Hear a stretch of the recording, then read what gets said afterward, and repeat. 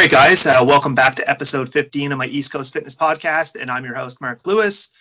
Today, I'd like to welcome another very special guest that I have on the podcast today. He currently demonstrates his ability to kind of stick to his fitness goals by inspiring others, and he does meet the values of the podcast, which is extremely important to me. He motivates, inspires, and educates others through putting out the various content that he puts on Instagram. So yeah, I'll let you introduce yourself just so you can give a quick introduction. Hey guys, I'm Jimmy Payne, Payne Train Fitness 26 on Instagram. So basically, so kind of like, why did you start, or how long have you been working out for, just so people can have an idea of? I've been working out for 7 years now. I started when I was 13 due to I was joining the high school football team. So that's what got me into lifting. Nice. So in terms of like so I guess like, how did you transition from to make the sports into like something's like not different, but like how did you find your love for actually like lifting weights? I guess it's like, where did you make the transition from like playing sports to actually like putting the work in the gym? So I started lifting in my dad's garage. I was 13, just using basic weights and doing the whole what a 13-year-old kid would do, just curls and benching. And then I was with my mom, and one of her coworkers showed me a CT Fletcher video. Oh, okay. I was like, oh, you need to watch this guy and get into him. He'll help you get a lot stronger and bigger. And so my sophomore year of high school, I really kind of got into CT Fletcher, and then that's what kind of sparked it. And then I just kind of fell in love with working out and lifting a lot. I was going to say, if that doesn't fire you up, then I don't know what will, because I know like he's extremely intense. So like from like being young, I'd imagine it was just like extremely intense, and you're just like, oh my God, like, because I find like he brings the energy, right? Like he's extremely motivational. Yeah. Like, I know he's dealt with like a lot of like issues. Like didn't he have like, was it like not open hearts, or like what kind of, there's something that dramatically happened to him. I forget what it was, but like he has a documentary out on Netflix as well. Yes. I'm pretty sure. But yeah, I definitely need to watch that. But yeah, that's cool. So in terms of like your fitness goals, like where are you, I guess from like where you started to like where you're at now, I guess like kind of how did you transition your fitness goals? Like how did they change, or did they change? Or like what are you focusing now on? Yeah, it's definitely changed. When I first started lifting, it was all about being a better football player. And I was trying to go to college to play football, which definitely wasn't happening. I think my junior year, so the year after I got into all that, is when it changed. It kind of went from trying to be better at football and basketball and trying to be a college athlete to, okay, I want to lift, and I want to lift properly, and I want to be strong. Yeah. Okay. This is a pretty good introduction. So I think everybody kind of knows about me from my channel, but I'll just give a quick introduction.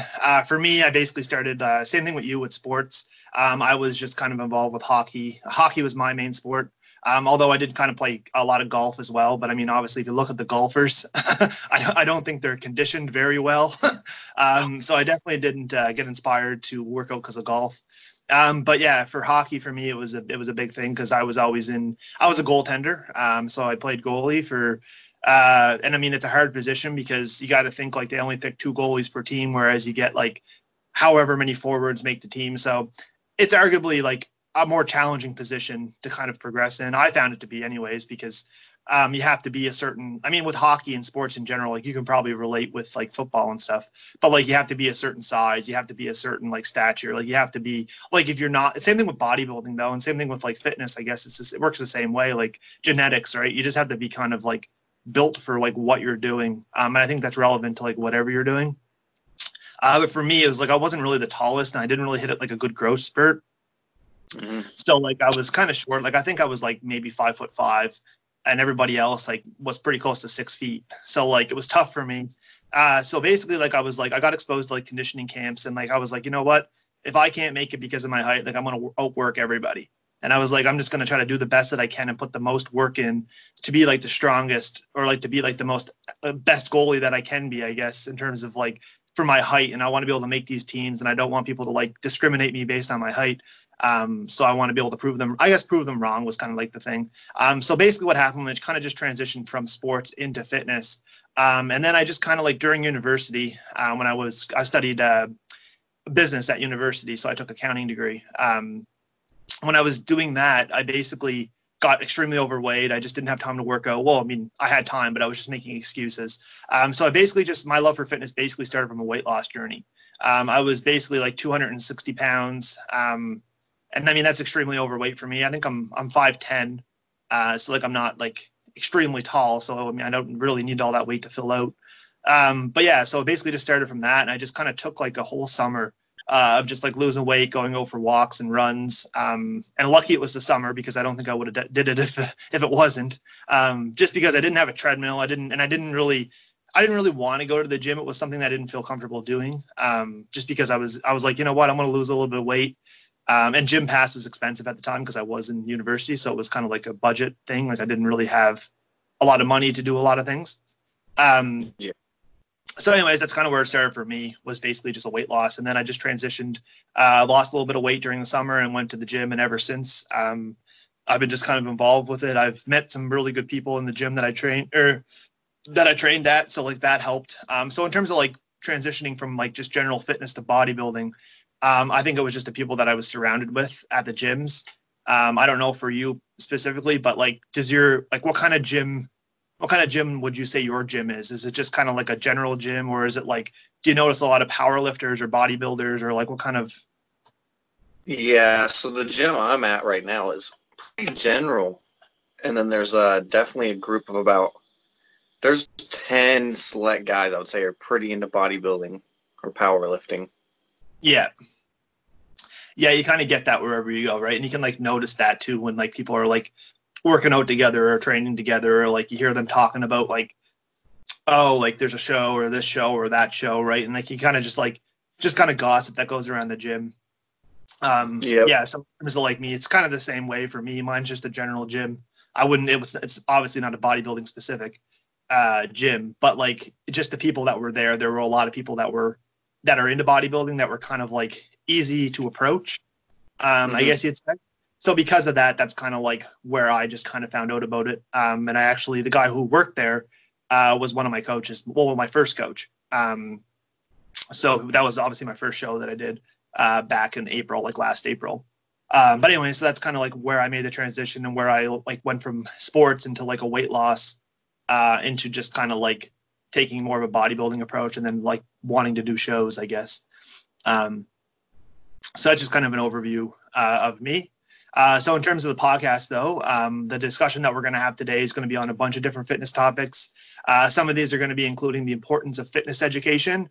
And this was a tough one for me to summarize, but I did. We're just going to call it couples who lift, just because I feel like that's the easiest way to sum it up, just because you do have a girlfriend who is involved in fitness, and we'll kind of get into that as we go. But personally for me, I don't. So that's kind of why I wanted to take this as a topic, because you maybe have been involved with it and I haven't. So it's kind of a good discussion to have. And then the next one, obviously, everybody's aware of what's going on with the world right now, and everybody's forced to do home workouts. First of all, I just want to say I hope everyone's staying safe and staying isolated as much as they can. But we're going to be moving in more into like I guess what's going on with the world and kind of the coronavirus and how it's impacted fitness, and just basically like how we're dealing with it. And basically how we would advise others to kind of adjust their training, or just kind of give tips and advice on that. And then we're going to be moving into meal prepping, just a quick little segment on that, just basically like a nutrition, to kind of touch on nutrition, and then also recovering from an injury, because that's, I knew you kind of had a problem with that, or there was something that came up, an issue with that for you. Whereas me, I've never really had too much of an injury. I've been pretty lucky, so knock on wood. But yeah, so in terms of recovering from injury, because I feel like a lot of people, it's hard both mentally and physically to do it. So just to kind of share your experiences on what kind of went on with you and kind of how you dealt with it. So those are the topics that we're going to discuss. I will put the timestamps in the description, so you guys can, if you guys want to jump to a specific topic, they'll be there to do that as well. Yeah, so that's basically some of the introduction. So now we're going to move into the topics. So the first topic is going to be the importance. I'm just trying to scroll down here. So the first topic that we're going to cover is the importance of a fitness education. So I'd just briefly like you to kind of describe like what kind of course did you take, and like which organization did you take your course through? Right now, I'm currently taking the NASM Certified Personal Trainer course. Okay. So in terms of my education, like I was kind of late on it. I didn't realize the different organizations out there, but I actually did my personal training certificate through CanFit. So I guess it's like the governing body that's here in Canada. I think we have the choice to do. So what was the one that you took it through? Which organization was that? The NASM. So is that what is that? Do you know what that stands for? Is it the National Association of Anatomy of Sports Medicine, I believe. Yeah, okay, because I know that they have a really good textbook. Did you get the textbook online, or did you order it yourself? Yeah, I did the online. Yeah. I think they had a really good textbook. I read like a lot of good things about their course. Yeah. I think CanFit's comparable. But yeah, those are two different fitness organizations that you can do. So I guess just to kind of like why did you decide to take the course, or like what was it for? Was it just for like more personal growth, or was it because it's something that you're interested in doing for like a work or business type thing? Like why did you decide? Definitely a lot of both. So going on the education theme, every summer when I would lift, that was my heavy lifting phase, was summers in high school right before football season started. Yep. And every summer it was lifting, and then I would go inside and eat. And I was always reading on like bodybuilding.com or some sort of website about fitness and nutrition. So I think after that it just kind of continued. Now it's something that's a little more standardized and professional. And I definitely want to become a personal trainer and online coach, I would say, and help others out. But I would like to also know what I'm doing and know more about the body and keep learning about that. So it's a little bit of both. Yeah, that makes complete sense. I think like the more that you're able to kind of like know about just fitness and what you're doing, like you don't necessarily like, it's going to help you regardless of whatever you do, like whether or not it be like business or whether or not it be personal, because there's a lot of things obviously about the human body that doesn't change. Like muscle anatomy is never going to really change, right? So it's like if you can just nail the foundations, and then just kind of like in terms of like the scientific literature, there's always studies being posted, and there's always things that are going on where they're testing this and that, which can be harder to keep up. But I think in terms of just like nailing the fundamentals, and like by taking like a course that allows you to nail those fundamentals, like they'll always be with you. So no matter like what you choose to do in terms of doing like online coaching, or whether or not you just want to do it for better knowledge what you're training, I think both of them are it's just a win-win no matter what. And for the cost of them too, like I don't think that they're that expensive. Like, and I mean, like in terms of like other courses, like you can go and take like a human kinesiology degree and take it a step further if that's like what you want to do. But like just to take a general education fitness course for a personal trainer or anything like that, like they offer them and they're very flexible. I know the one that I took, it was kind of like everything was done online, and then you had to do a couple like in-class things where they would take you through, and they would make sure that you knew what you were reading, I guess, is to kind of like, if you're reading something in a book and they're like, oh, here's how you would do this. Here's how we assess a client. Here's how you do like any type of paperwork that you need to do in terms of like medical conditions, like PARQ, and just like filling out the right forms if you're doing like a personal training. It was like they were really like good to like set up times. I mean, I had to travel a little bit, but like basically what I'm trying to say is like they're extremely affordable, and they're very convenient to do.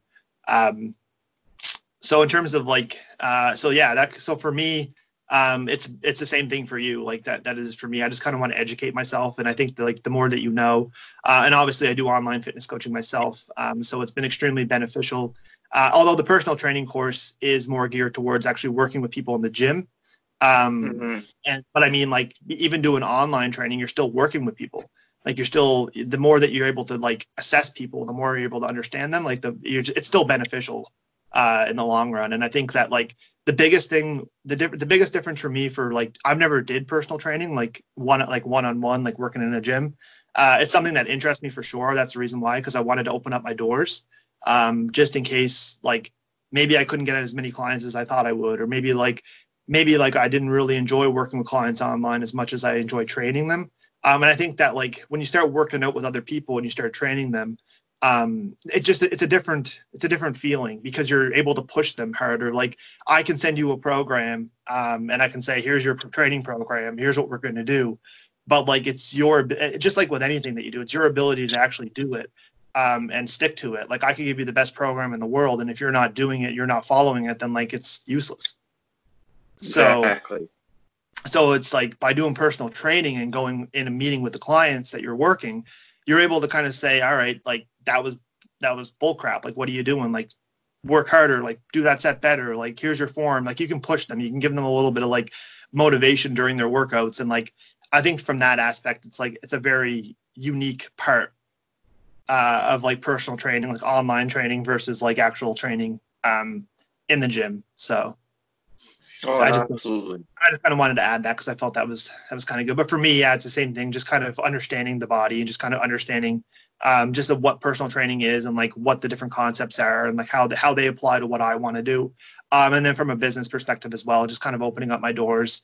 If I want to do online training or if I want to do personal training like one-on-one, I have the option. So before we move into the next couple questions, is there anything you'd like to add on? Like the first no, one? I'm good. No, okay. So just before we move into the next couple questions, just what kind of split are you following right now? Like before the gyms closed, I guess. Before all the closures, I was doing a 3-day on, 1-day off program. And was that like divided into like a push-pull legs, or was that like a No, chest and arms, and then back and shoulders, and I would do leg and abs. Okay. But I right before the gyms closed, I just decided I was like, I want to do a push-pull leg, and I was pretty excited to try because I hear a lot of good things about it. And I think you are you doing one? Yes, I'm doing it. Well, I'm doing like a modified. Well, I wouldn't even say modified, but like push-pull legs. Yeah. That's what I'm doing right now. And honestly, a split is a split. Like no matter how you organize your training, it's only effective if you're able to kind of like stick with it and you're able to enjoy it. So I know, just to kind of touch on this, like you probably, did you start on a bro split? Was that kind of like how you? Yeah. Yeah. See, like I started on bro split as well. And like, I was on that for like a year and like, or probably more than a year. Well, I mean, I was back and forth, like I stopped it and then I started it again, then I stopped. I was just indecisive about it.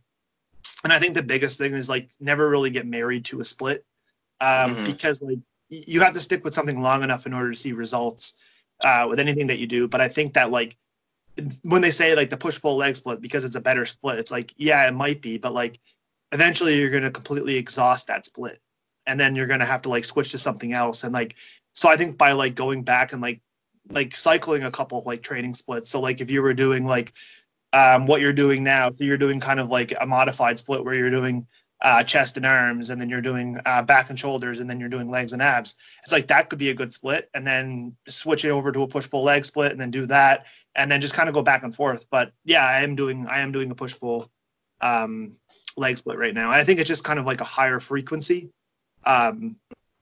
is the only real major benefit, because you're able to hit everything multiple times per week. So if you wanted to train everything twice per week, you have the option to do that, because you can do chest and then like your push pull legs and then rest day, then repeat. So you have the option to train 6 days a week. Whereas if you do an upper lower, you still have the option to train more frequently, but so I think in terms of like the training split, I think it's really just kind of a preference, and just kind of which one you enjoy and which one ultimately that you can stick to. And I think that cycling makes sense too for training splits. Yeah. So yeah, you were kind of following like a modified split. So you were going to move into a push-pull leg split. So in terms of like your nutrition, are you, do you count calories, or how do you deal with calorie counting? Yeah, I track everything I eat. Nice. So you would probably do you weigh up everything on like a food scale and all that, and then like import it? Oh yeah. Nice. What fitness app do you use to track? That's First Form's My Transformation app. Okay. Was that the only one that you ever used, or have you used other ones? I've used MyFitnessPal by Under Armour. That one's awesome. I love that app. I just moved over to the Transformation app because A, I'm kind of partnered with First Form, and B, it's tremendous. They have live video calls, and they actually have workouts in there that you can follow. So sometimes I'll do those. Yeah, I never used that before, but I used MyFitnessPal, and then right now what I've been using Lose It. Yeah, I'll throw it up on the screen there, so you can see what it looks like. But basically, it's like a free app. Same thing with MyFitnessPal. It doesn't. I would say that like generally MyFitnessPal is better, just from using it. But the reason why I still use Lose It is because I had so much tracking history in it. Like when I first started, that's what I used. So I just was the most familiar with it, and I just felt the most comfortable with it. And it does the same thing at the end of the day. It tracks calories. And you scan, like you can scan things in just probably like you can with MyFitnessPal. So if you have a barcode, you can just pull it up and just scan it that way. So, I mean, both of them are good. But yeah, that's kind of what I use. I think I have like, they do it by the day or whatever. So every time I log, it's like, you've been logged for like 1,300 days. And I'm like, 1,300 divided by like 365. That's probably like 3 years. Or more, probably 4 years, close to 4 years. Quick math. But anyways, that's kind of why I was kind of like not wanting to change so quickly. But I did kind of track. I was actually tracking using both. So like there'd be days where I'd be tracking my calories in both. The reason being is because if I'm dealing with clients who use it, or if I'm dealing with people who use it, and then like if I'm suggesting how to do it, I need to know how to use it myself. So the more that you're able to kind of like experience other apps, then like you don't have to tell somebody to switch. And then you can just say, oh, you're using Lose It or you're using MyFitnessPal. It's like either one, whatever they're using, I know how to do that. So if somebody was requiring like, oh, I can't add this or I don't know how to do this, then like at least I would have had a little bit of experience using it. So that's the only reason. The reason why I asked those two questions in terms of like your split in your macros, just to kind of lead into this next one. Was what do you think was the biggest thing that you learned so far, like during your like from all your education that you took so far? Like what do you think was the biggest thing that you learned that has the most impact on like your training and then like on your nutrition? So like two different things. So like out of all the things that you learned to date, what was the biggest thing that had the biggest impact on training, and then what was the biggest thing that had the biggest impact on your nutrition? Ooh, training, possibly frequency, and then as far as nutrition, it'd definitely be protein. So in terms of like frequency, like do you just mean like being able to hit a muscle group more frequently to like help stimulate more growth? Exactly. So as we all do, I started out with the bro split, so hitting everything once a week, and then as you continue, you kind of learn that you can hit things twice a week. That'll kind of bump up your growth. I mean, it's not like taking something, but it really does help. And then as far as nutrition, the protein, I knew it was calories in, calories out. Most people know that's pretty basic once you get into dieting and nutrition, but I never understood the whole thing of protein, that protein builds all your muscle and keeps all your muscle healthy, and that's what your body needs to grow and recover. So I never really knew that for the first couple of years that I was lifting. So I was just eating whatever. I was either eating more or eating less. Didn't matter what it was. Yeah. But now that it's a big thing. What were you going to say? Oh, sorry. Just now that I know that, it's literally the biggest part of my day. I got to hit the protein no matter what. That's the biggest two things, calories and protein. Yeah, so just to further expand on that, just to kind of add something on that. So in terms of protein, like I think the two biggest things are like obviously like you mentioned what you said with calories in, calories out from a weight gain or weight loss, or even just to maintain like whatever your goals are, you need to know what your calories are in order to do that. So I think that is good. But from protein, like from a protein standpoint, it's like I think the two biggest things to track are your calories and your protein. If your goals are like to build like optimal amount of muscle, right? Like if you're a runner, you're a jogger, you're a cyclist or whatever, and you're just looking to get like slim or like maintain or whatever, like protein might not be. I mean, obviously protein is much more important other than building muscle. Like, there's a lot of other benefits that protein has other than just muscle building. But like in terms of like the podcast, like obviously everyone in fitness, everyone in bodybuilding is like trying to optimize their muscle. So Yeah. like that's the reason why everybody's, protein. It's like everyone's so concerned about protein. But I would totally agree. Like I think that like as you learn more about protein, another thing that I was kind of experimenting too. I don't know. I think there's like different like not grades of protein, but your body is able to like digest protein from different sources better than it is. So it's like I forget what they call it, but it's like the percentage of like aminos or something that's in the protein.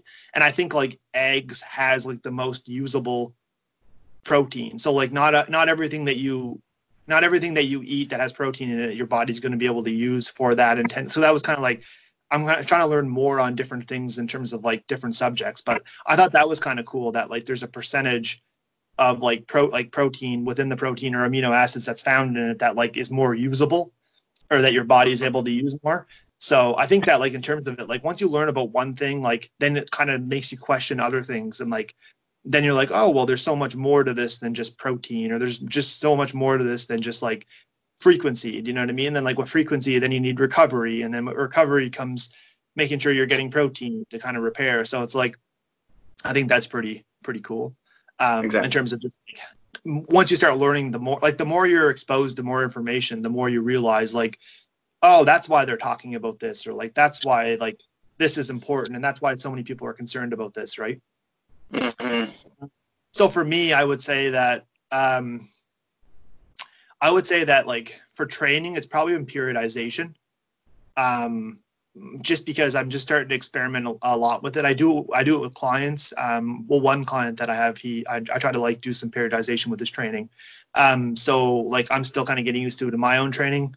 But there's different like forms of periodization. So like I think the biggest thing was like being able to periodize a program, so you're able to kind of like you said, kind of manage your training volume, your frequency, your intensity, like all that stuff, and how you're gonna like organize that. So I think that like I like being able to do that because it allows me to kind of like pick a certain month where like I'm doing one thing. Maybe 1 month I'm focusing on volume. Maybe 1 month I'm focusing on like hitting a muscle group more often, or trying to bring up a muscle group. Like if there's a certain muscle group that like I'm trying to like, for me right now, I'm trying to really improve my core or my abs and just kind of my conditioning of my core.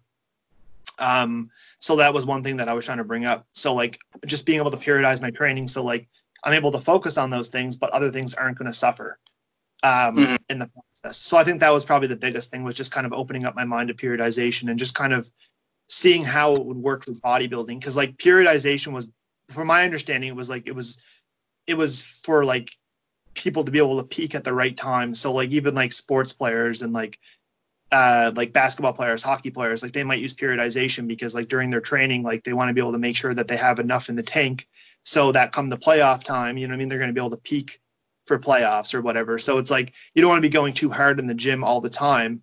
You want to be going hard for like as a build up. And then once you reach your peak, then you're at peak performance and then you deload again. So it's like that whole concept of like managing training, whether or not you're managing training volume, intensity, frequency, whatever it is. I think that like is really interesting. And I didn't really know much about that before I started like kind of like educating myself. Exactly.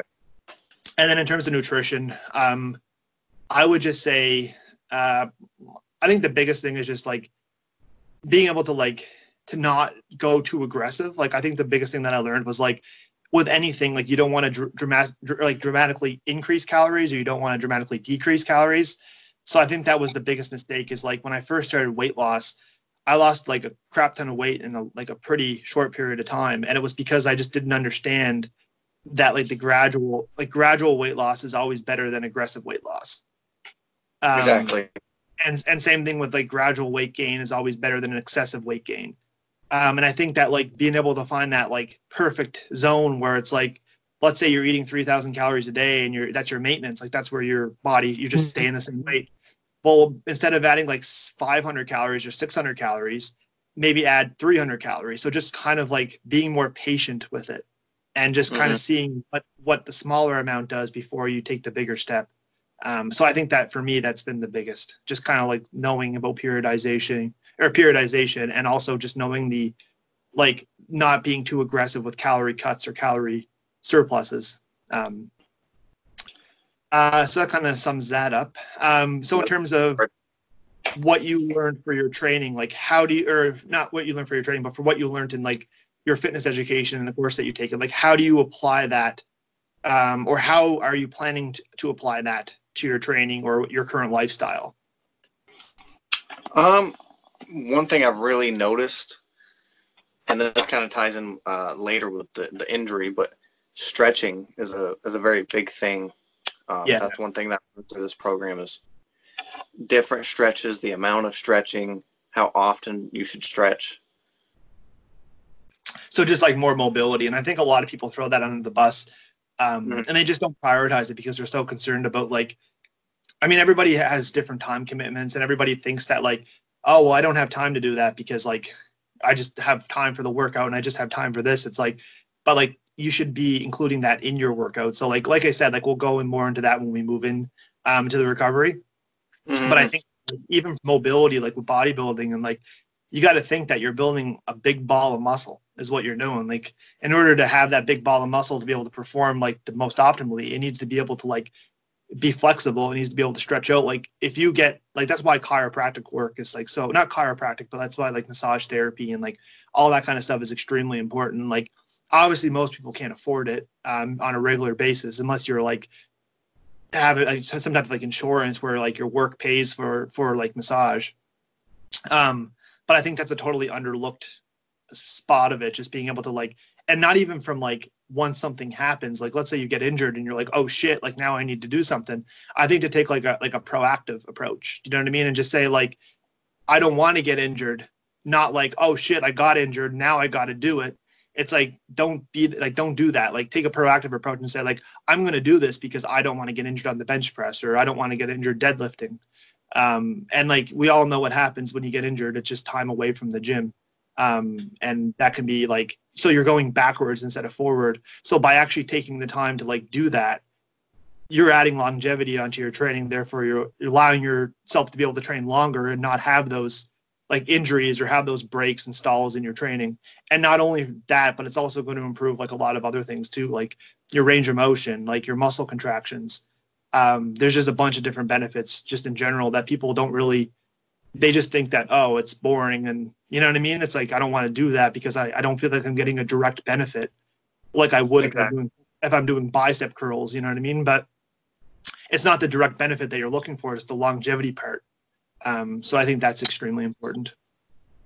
Yeah, so that's so in terms of like my training, like I said, I think the biggest thing would be just, like I said, I think it's just the periodization, like just going back to what I said before, just being able to apply that in my training. And like, I think that a lot of people I think the problem is a lot of people read things and they like, oh yeah, that's cool, but they never do it. They never take action on things, or they never, so it's like, for example, with you with the mobility, it's like, if you would have like learned about like fascia systems and like how your body like has all these different systems in it and like how important like mobility and stretching is, it's like you could read for days and days on that, but like until you actually start incorporating it into your thing, like a good example of this would be, I just recently started doing the ab vacuum. So I don't know if have you ever heard of it before or seen it? Maybe. Okay, so it's basically like, you know, in like bodybuilding shows, like where they like suck in their waist. Yeah. And they like bring their belly button right into their spine and they like expose their ribs, I guess. Like Chris Bumstead, do you know who he is? Like the Mr. Yeah. Yeah, in his poses, he does the vacuum, right? It's hard. So, yeah. Oh man. But it's like extreme, and like what my priority being like core, right? Like core training. So you got like you're just trying to strengthen your core is what you're doing. So like in terms of doing that, like I read about that, but like if I don't take action on something like that, then it doesn't matter how much, you know what I mean, I read about it. So I think about just like summarizing what I was saying, it's just like making those changes and like being like used to not being good at something. Like I think a lot of people might not be flexible and they're just like, well, I suck at flexibility, so like it sucks. But like, it's gonna suck when you start doing anything. Like when people first start going to the gym, it's the most discouraging thing because you're not where you want to be, or you're not like looking the way that you want to look. So I think there's got to be times where like right now I'm on day 2 or day 3 of doing the vacuum. And what I'm doing is I'm filming myself every day when I'm doing it every morning. And I want to put together like a 6-month compilation video of like my 6-month transformation challenge of my vacuum. So anyways, I thought that, so like in terms of just like taking action and like just the more like reading stuff and like educating yourself doesn't have any meaning unless you're able to put it in practice. You know what I mean? Yes. So like I could read all day about how to be the best video gamer in the world. But if I don't play video games, or I never picked up a controller, then like I'm never going to be the best one in the world. So I think in terms of just like same with fitness, it's like you could read about how to do all this stuff, but if you don't try it out for yourself and figure out like which things work for you and which doesn't, it's all useless, right? So, so in terms of like the science-based approach, so are you interested in all with like the science-based stuff, like the studies and all that kind of stuff? Does that interest you? Yeah. I'm not the most educated, but I do like reading that stuff. It's very interesting. Yeah. So what do you think the difference is between like, I guess not the differences, but like, I think that like there's a lot of people on YouTube. Like have you ever heard of Jeff Nippard? Yeah. Yeah. So like he does a lot of science-based stuff. And I think that science, like there's a difference for me between like the science-based stuff and then just like the practical foundations.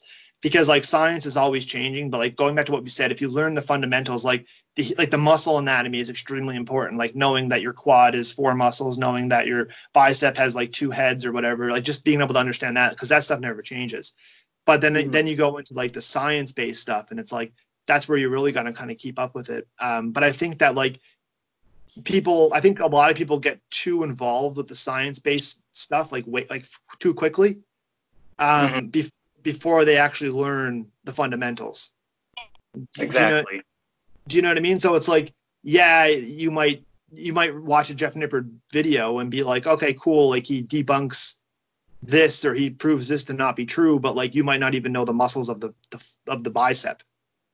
So I think that like what I'm trying to say is I think like people start on the science-based stuff, they get exposed to all that, but like they don't really know the fundamentals of it. So I think that like kind of summarizes like the fitness training, like being able to educate yourself on like the fundamentals before you start moving in to all those scientific studies. Because once you start reading all that stuff, it's going to be all mumbo jumbo and you're not going to understand it, because you have to have like a certain foundation in order to be expected to know what they're talking about. Yeah. It's just like a pyramid. Yeah. So work your way.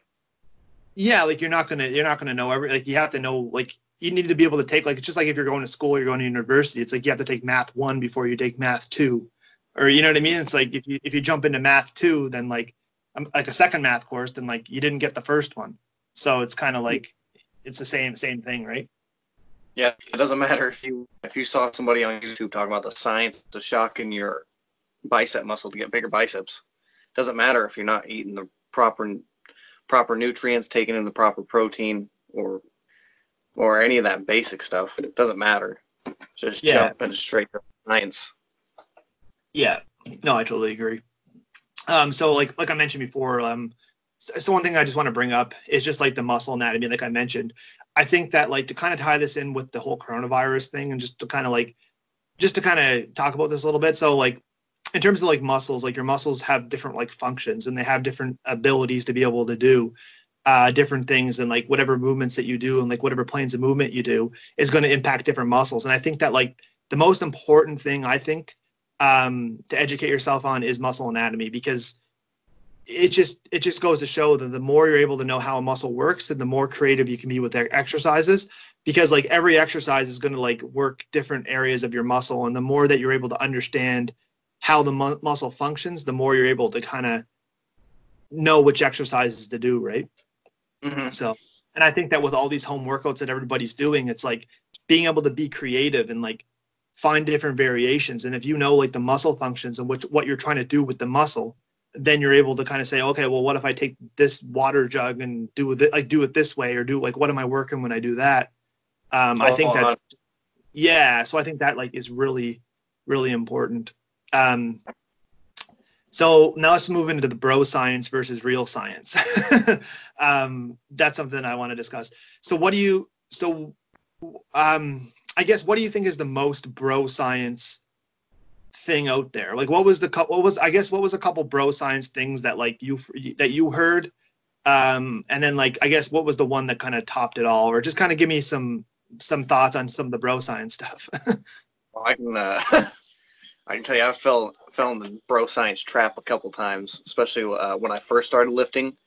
It was Yeah. always straight into the heaviest weight and just ugliest form and just doing whatever you could.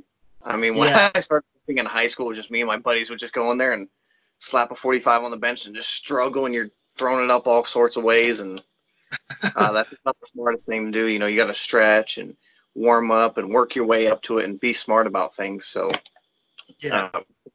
definitely seen some bro science things like that. So what would you say is like an example of like something that is completely bro science? Like, do you have an example that comes off the top of your head? Oh man, that's probably it. That's probably That's the one. the biggest one for Seven. me was the post workout shake, Uh-huh. right? Because everybody thinks that like you need to get the protein into you before like your muscles like aren't able to like use it, and like if you don't get it in, then your workout's absolutely useless, right? And it's like a lot of people like will get in car accidents trying to get home to slam back their protein shake, like get speeding tickets on the way home because like they forgot their protein shake at home, and they have only like they have 5 minutes to get the protein shake in, and it's like, yeah, I remember that. yeah, and it's like that, and you see everyone that goes to the gym, and like everybody that starts the gym for the first time, everybody knows like about the protein shake. Everybody like knows about that infamous protein shake that you have to get in, and everyone's like, oh, let's go home and get some protein, or let's go to the shake bar at the gym, and like we need to get protein. It's like the first thing that like once the new year rolls around and everyone's like committed to their fitness goals again, and everyone's like, oh yeah, I want to join the gym. Everybody's like, oh, join the gym, and then I'm going to have my protein shake. Like that's part of their goals is like, oh, I'm going to work out, but then I need the protein shake. You know what I mean? It's like the protein shake almost like comes before the workout. They're like their initial thoughts like, oh, well, I got to make sure I get that protein shake in though. Like that's the most important part of my workout. And I'm like, no, like the most important part of your workout is your workout. Like you need to focus on that and like actually have a good workout before the protein shake's going to matter. Yeah, I've definitely talked to some people that think as soon as you're done working out, that's when you have to have it, or else you're toast. Like, yeah.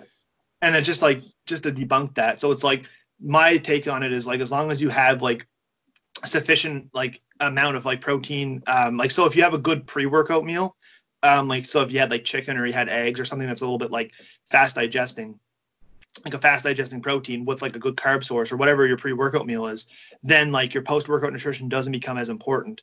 So it's like, but like if you just woke up and like you train in the morning and like you're like, oh, I didn't even have breakfast today, like I just went to the gym fasted, and you're doing like fasted training, then your protein shake becomes more important because like you need to be able to like have some type of nutrients in there to repair. But like if you're eating before the gym and then you think that like the protein shake's going to do you wonders after the gym, that's kind of like where you're going wrong.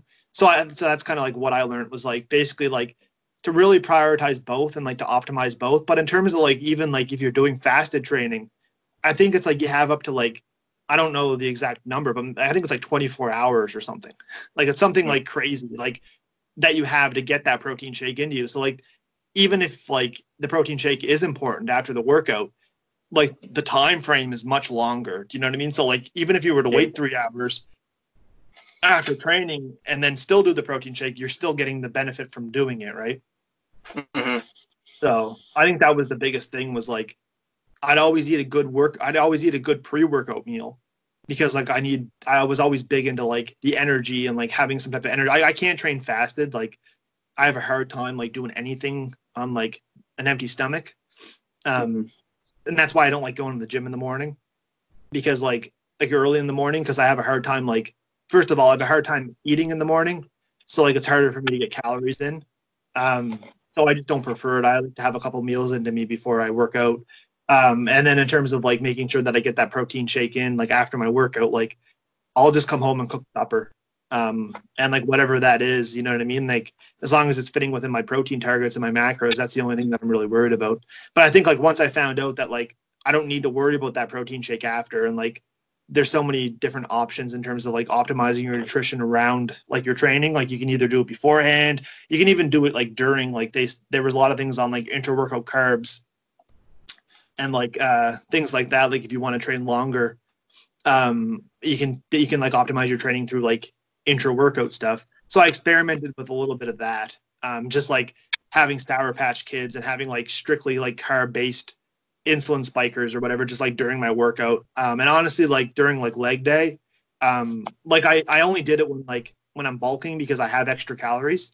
So like if you have extra calories to burn and you're just finding yourself like overeating at night, maybe try shifting some of those calories towards like your workouts, and maybe try inter-workout carbs because it might be a little bit more beneficial than just kind of like late night snacking, because it could help with your workouts, right? So like obviously calories in, calories out is like the most important thing, and as long as you're sticking within your calorie ranges.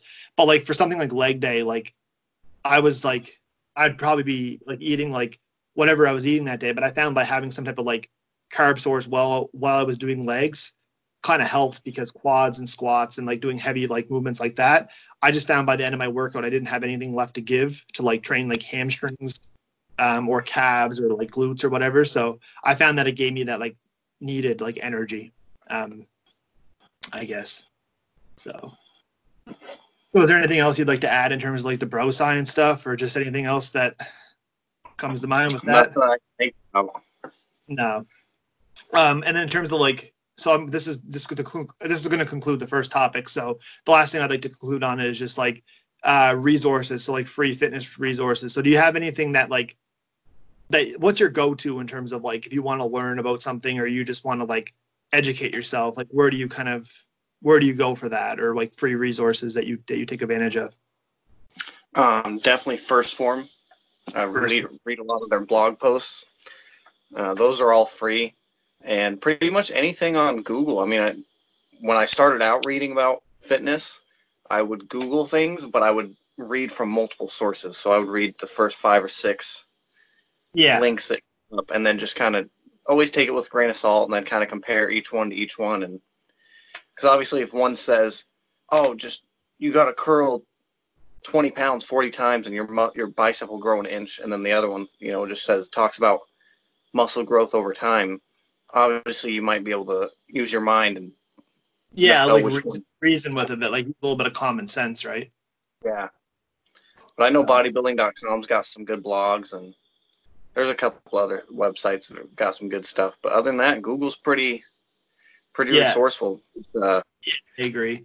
So just to throw out a couple of my favorites. So like, I think podcasts are huge for me, even though they take up a little bit more time. But like, if you have a job where you're doing a desk job, like I worked in accounting for a couple of years, and basically like you're allowed to like listen to music at work. So instead of listening to music, I just chose to listen to podcasts. So basically I'd put my headphones in, and just listen to them. And even around the house, like I live with my girlfriend in a small apartment. So like she's watching TV, I can't hear a thing. You know what I mean? Like if someone's got the TV on or someone's doing something, like there's no, like I'm in the bedroom right now, just to kind of, like she's at work right now, but I'm just saying, like if I were needed to do something, I find that putting my headphones in and listening to podcasts, just kind of like blocks out whatever she's doing, or just kind of allows me to get into a zone. So I think podcasts have been huge in terms of resources for me. And that's why I wanted to start up my own podcast, is because I wanted to share my own like thoughts and my opinions. And I also wanted to like have people on like you and just like everybody else that I feel that shares the passion for fitness, and like not saying one person's right, not one person's wrong. It's just about being able to like share as much value as we can. And by having like people on, like you have experiences, you have things that like you've had things that you've tried that maybe not worked. So like just by having people on, I'm able to, and I also love connecting with people. And I love like meeting new people. I love talking about fitness. I love talking about bodybuilding. I love talking about just anything. So I think like the podcast for me just made sense, because I was like, you know what, I love this. And like, this is a great way to like incorporate some of my knowledge while trying to see like what other people think and like what other people do. And I think that like, until you actually talk to like real world people, like you could read whatever you want online, like it could be created by God knows who. And like depending on the source that you're going to find the information, I think like that could be like you have to make sure it's trustworthy, right? But by like having people on like you that I feel like you share like some pretty great knowledge, you share some pretty good stuff on Instagram, like you're pretty committed to it, like and like you're continuing learning, like you're continuing getting better yourself in terms of like your goals, your fitness. So I think like by having people on, like it creates a more real, like a sense of real approach, right? Because people are going to see this and they're gonna be like, well, they're just like you and me, so like why can't I do that, right? Exactly. So it's like you're not an accredited level bodybuilder. You're not like a world champion power lifter. You know what I mean? So it's like if you go on and you're like, how to become a power lifter, it's like you're probably going to get advice from like the top power lifters, but like it can be extremely like not motivating because like they've already did it. So it's for me, it's been like more inspiring, like watching the come up. You know what I mean? Like talking to people who like are amateurs or people that are like trying to do it and like what they learn from their mistakes and just doing it. So that's kind of why I decided to do the podcast, is because I wanted, like, I love just connecting with people. But that's so in terms of like my resources, it's like the Iron Culture podcast was a big one for me. That's basically like Omar Youssef, I think it is, and then Eric Helms. So have you ever heard of like 3DMJ? Yeah. Yeah. So it's like he's the leader at 3D. Well, he's one of the leaders at 3DMJ. So basically, it's like natural bodybuilding podcast, I guess is what you'd say. So Iron Culture was a big one for me. I just love listening to, like, they have some pretty good guests on. They had Jeff Nippert on. They had a couple other people on over the time of like the podcast. They talk about like volume. They talk about like motivation. They talk about whatever. So that inspired me.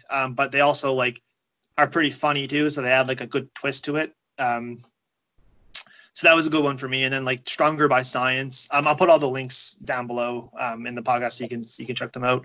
But Stronger by Science was a good one. Going back to what you said with First Form, they put out a lot of great articles. So if you're more into like reading and you're more into like digesting content that way, then Stronger by Science, who is written by Greg Nuckols, who's like one of like the science communicators, like one of the key or one of the most renowned science communicators.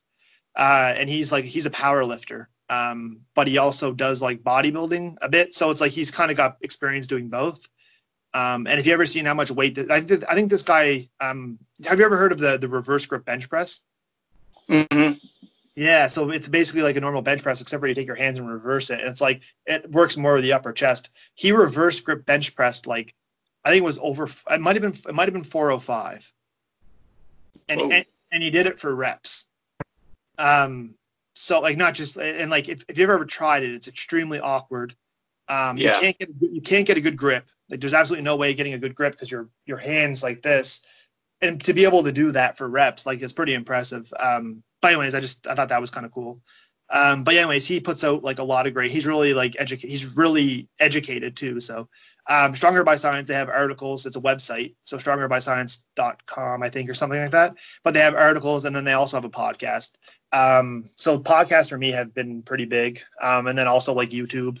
I feel like YouTube's always like a great source. That's kind of why I create content on YouTube. It's because a lot of people use it, and a lot of people like use it like Google. So if you're like looking to build muscle or you're looking for whatever, it's like you just type it in YouTube and you pick the most attractive looking video and you click on it. So yeah, and I do the same thing at work with podcasts, and yeah, I'll listen to you. They like John Meadows and I love Seth him. and Greg Doucette, those guys. John Meadows is extremely smart. I love watching him. John Meadows is awesome. He's awesome because he has a lot of experience, right? Like he's been he's been in it for a while now, and he's really real too. Like I like his transparency. Oh, absolutely. Like he'll tell you straight up, like, don't do this or don't, or like, I just find like he's really like, he's not opinionated. He's very open. Do you know what I mean? So like he doesn't just shun, like he doesn't just like, oh, I'm not going to do that because I don't like it. Like he gives everything a try. And he like basically like does experiments, and you know what I mean? Like I think he didn't really like the full body training or something. Because Jeff Nippert was like, well, this is like what I'm doing now. And then there's a lot going around on it because like Jeff Nippert's pretty popular in terms of his reach, right? So a lot of people were talking about that. And then John Meadows was like, well, I don't like it, but I'm still going to do it because like I can't knock it before I try it, right? Exactly. So I kind of liked his openness and he does a lot of great content as well. Like he puts a lot of work into his videos. So I like that as well. But yeah, I know YouTube for sure. I think like just watching videos is much better for me than reading. I'd rather like watch a video as long as it's by like something I trust. Like I'm not just going to watch a random video. Yeah. But like as long as it's by like a channel that I follow that I feel like is a pretty good channel, then like I'd rather watch it than you know what I mean, like than read it.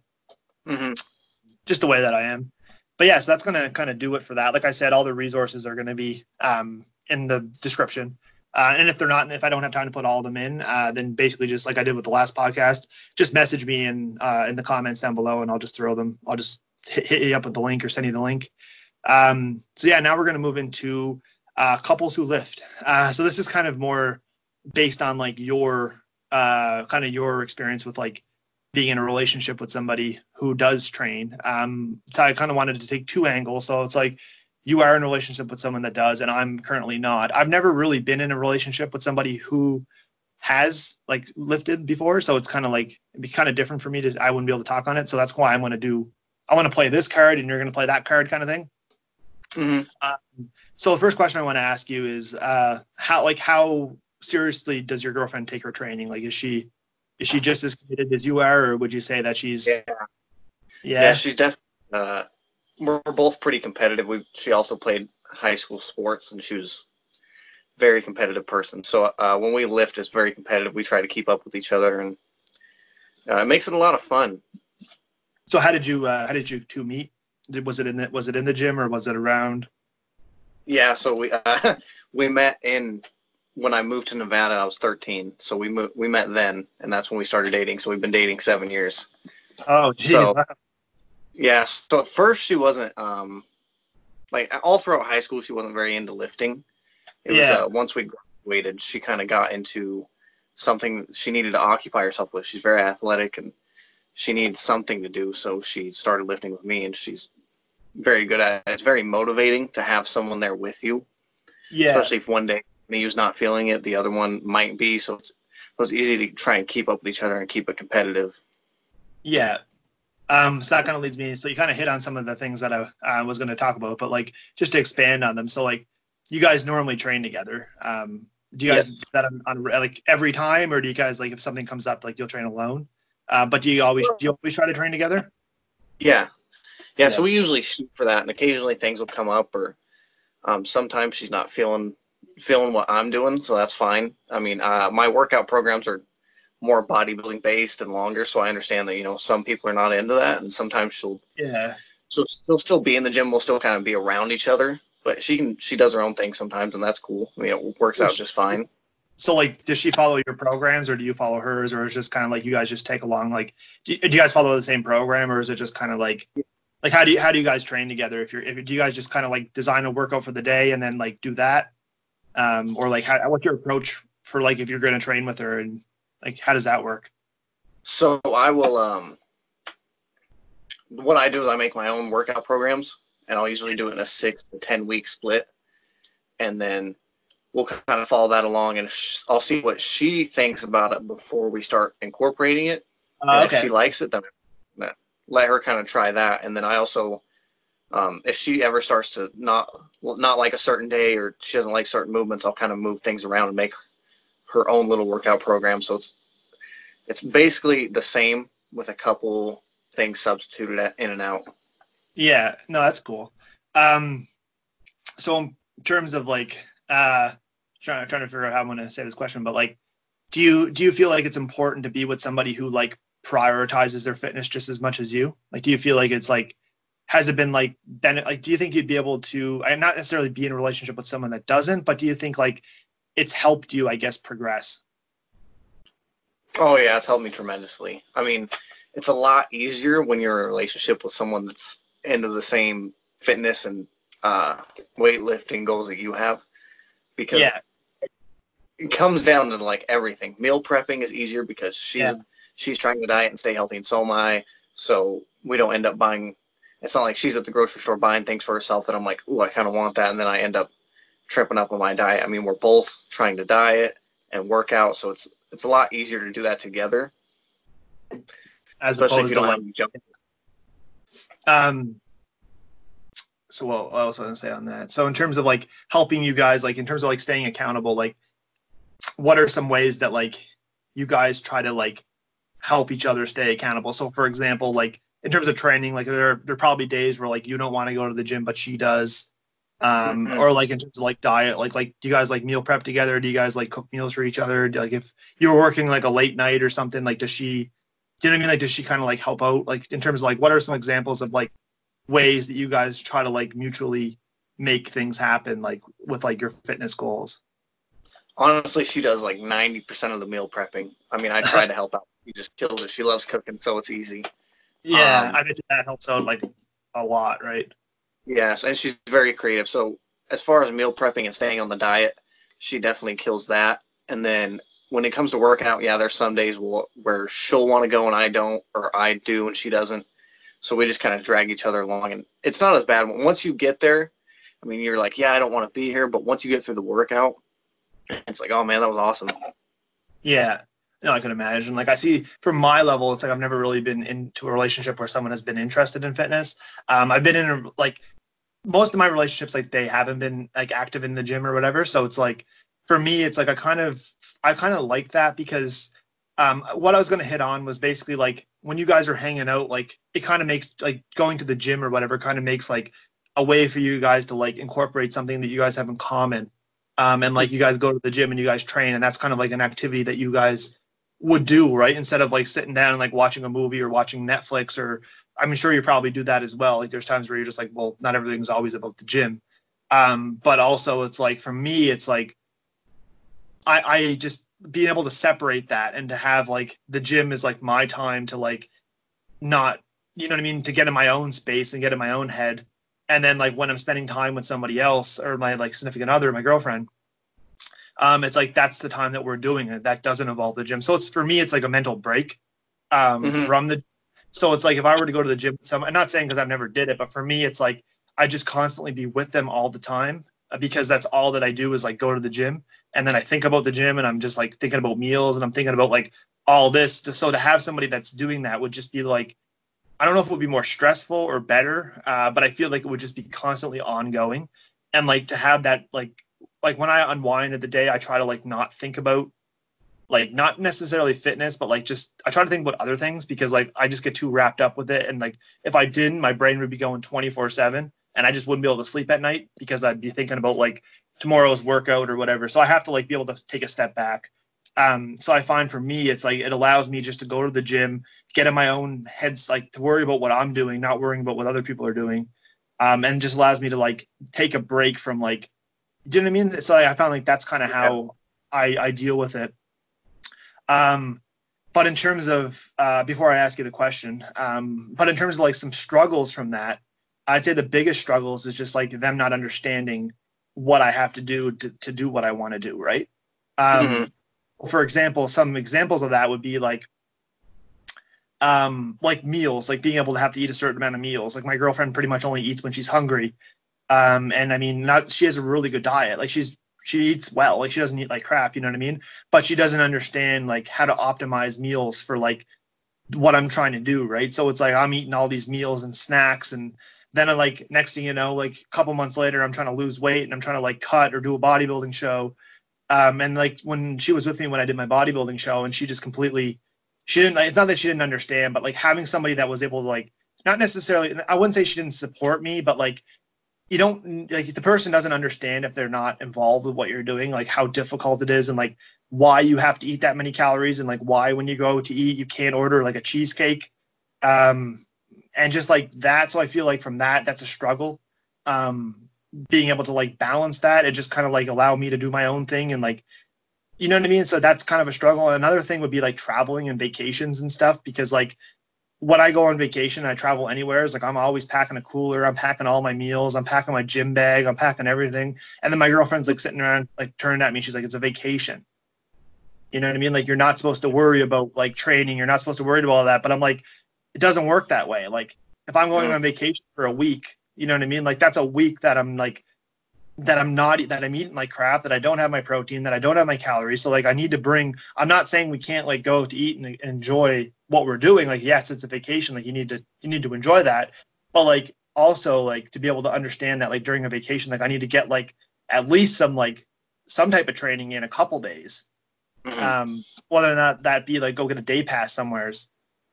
But like that, I think that's like the biggest struggles for me, being in a relationship with someone who doesn't share that, because it's kind of difficult to and I mean, to explain it to her would just be like, it just wouldn't be necessary. Like, I feel like they would never be able to relate. Right. So I don't even try. So I just do like my own thing with the gym in terms of that.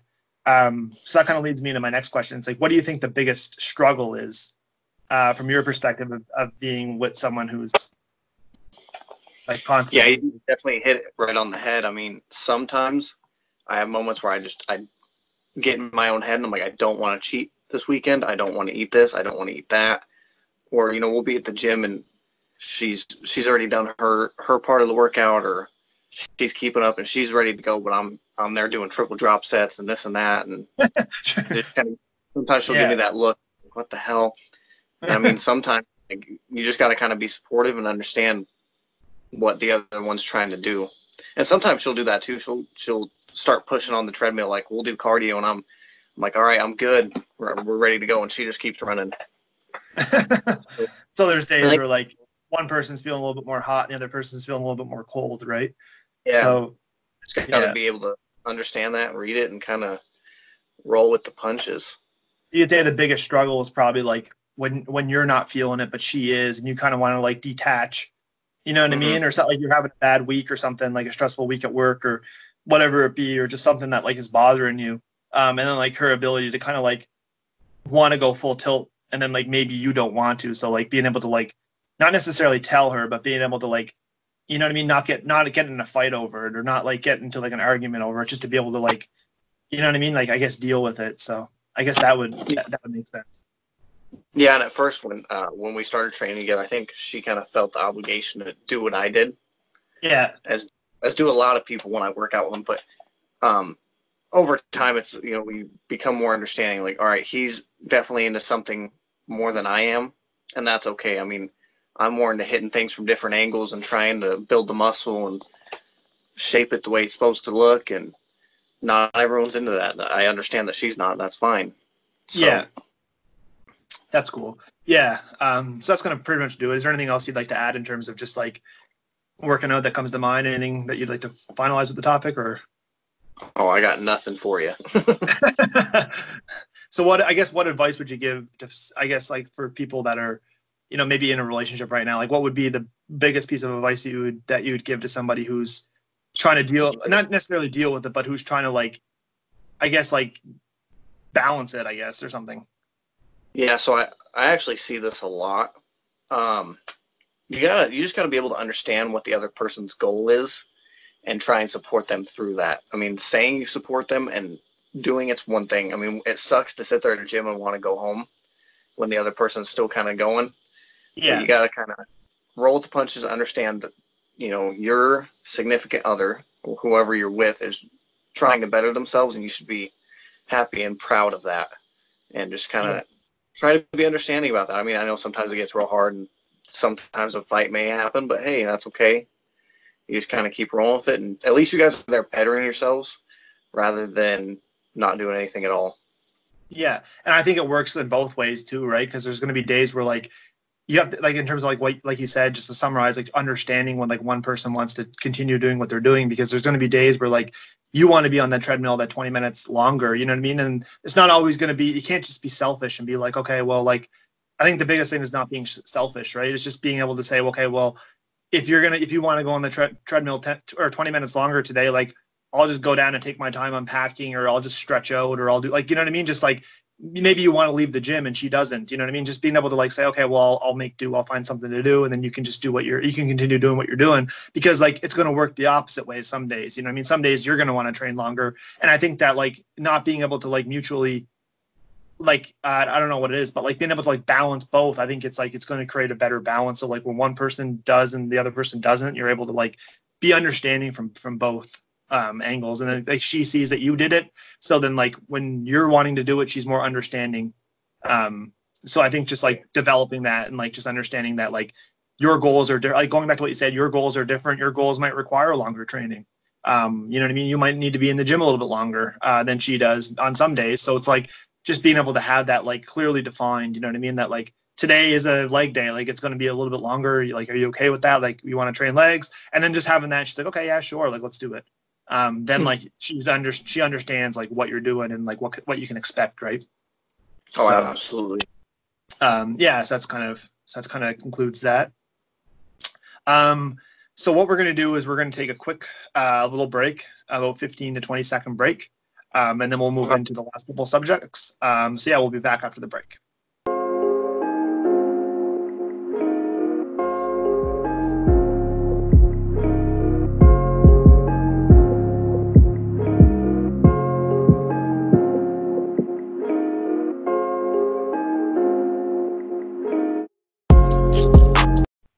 All right, guys, so we're back after that quick little break. So now, like I said before, that concluded both those topics. So that's the, just to summarize, we discussed the importance of fitness education, and we also discussed basically couples who lift, and we kind of shared both of our perspectives because you have someone that does and I don't. So we kind of just went back and forth on that for a little bit. But also, like I said, we're going to be moving into basically the coronavirus because it is something that's very extremely popular. Obviously, everybody can't get away from it. It's all over the news. And I mean, it's impacted fitness. It's impacted everything. But like with fitness being so involved and going to the gym, I think most of your gyms are probably closed by now.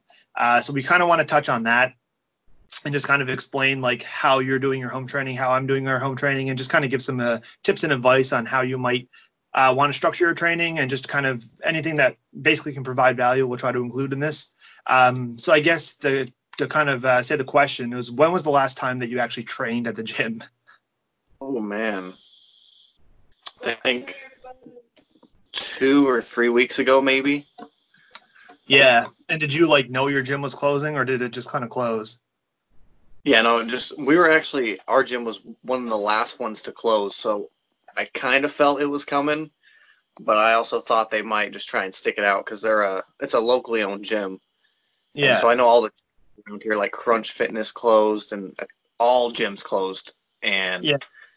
I thought, oh, we might stick it through. They might try and make it through the whole mess. And finally on the weekend, they closed it down. And I was sad like a kid at a candy store. Couldn't get what he wanted. I know. And it's like, it sucks too, because you're like, oh, this isn't going to happen to my gym. like my gym's going to make it through it. Right. And it's just like, I can totally relate. So for me, it's like I go to Good Life, which is like a pretty big like corporate gym, I guess, or it's like a bigger gym. So like they basically sent out an email. So like, they closed on the 16th of March, but it honestly feels like 2 months ago. Like that's how long it feels. Like I felt like I haven't seen the inside of a gym in 2 months. That like the week went by extremely slow, like just for me in general. And like I think it's like 2 weeks now. I don't know what. So it's pretty much the end of March. So it's about 2 weeks. Since the gym's closed for me. But I think like I went, I didn't even go on like I didn't even go the day before it closed. So I even missed that because I didn't realize that like they were going to close like so soon. And then I woke up to an email that like effective today, they're closed. And I was like, oh God, like, Jesus sucks. Like, so what am I going to do? And I didn't really even think. So like, did you have something in mind that like before the gym's closed where you kind of mentioned that you kind of thought it might happen? Like, what were you thinking in the back of your head? Like, if they close, like, did you kind of have like an idea of what you were going to do? Or did you just kind of like say, you know what, I'm just going to wait till it happens and then deal with it then? That's pretty much how I approached it. I had no clue what to do. So in terms of like your training and your nutrition right now, obviously, are you working out at home, or do you have like the luxury of like doing something else, like in terms of like, so are you working out at home? Yeah. So yeah, in terms of like a lot of home. What are you doing for your workouts at home? Like, what are they consistent of? Or like, what do you? Yeah. Most days it's a lot of cardio and some supersetting of push-ups and crunches and bear crawls and just calisthenics and body weight things. And if I'm trying to lift anything, I usually do whatever I can find around the house that's heavy enough. I remember one day I had my tool set box and I just picked it up, maybe 15 pounds, started curling it. And then my buddy texted me and said he had some dumbbells one day. So now we'll kind of work out in his backyard and, use a set of dumbbells to do whatever we can. But other than that, I think right now is a good time to do this as a reset and stretch and do a lot of body weight and no weight things, such as push-ups and crunches and stretching and a little bit of cardio. So in terms of your, do you have like access, like you mentioned dumbbells, but like, do you have any resistance bands at all? Yeah, I have a couple bands. I've used those for like some curls and some hip and squat movements, but other than that, no big weight. So for me, it was like, I basically adjusted my training. So like I basically was still following I kind of wanted to do a full body split. And then I was like, you know what? I just hate those. Like I absolutely hate training every single muscle group every day, like whether or not it be like full body or whatever. Like I just don't like it. So like I was like, you know what? I'm going to continue the push-pull legs, and I'm just going to try to make the best use that I can out of everything that I had. So in terms of like my push, it's like I do a lot of push-ups. I also do like the household items. So like I do a lot of I found like water jugs are really good. If I bought like the 4-liter water jugs at Walmart, and they have like the carrying handle on them. So like, I found that the carrying handle makes for a good handle if you're doing like lateral raises. So in terms of like my main movements, it's like I still try to incorporate some main movements. So like on like a push day or whatever, I'll do I'll do 3 different push-ups. So I'll do like a flat push-up, I'll do an incline push-up, and I'll do a decline push-up. And then I'll do resistance band push-ups to kind of add a little bit of weight to the push-up. And then like pike press, which is like a variation of a shoulder press. It's almost like if you can't do a handstand push-up, it's kind of like a good. So like that's been like my main shoulder exercise.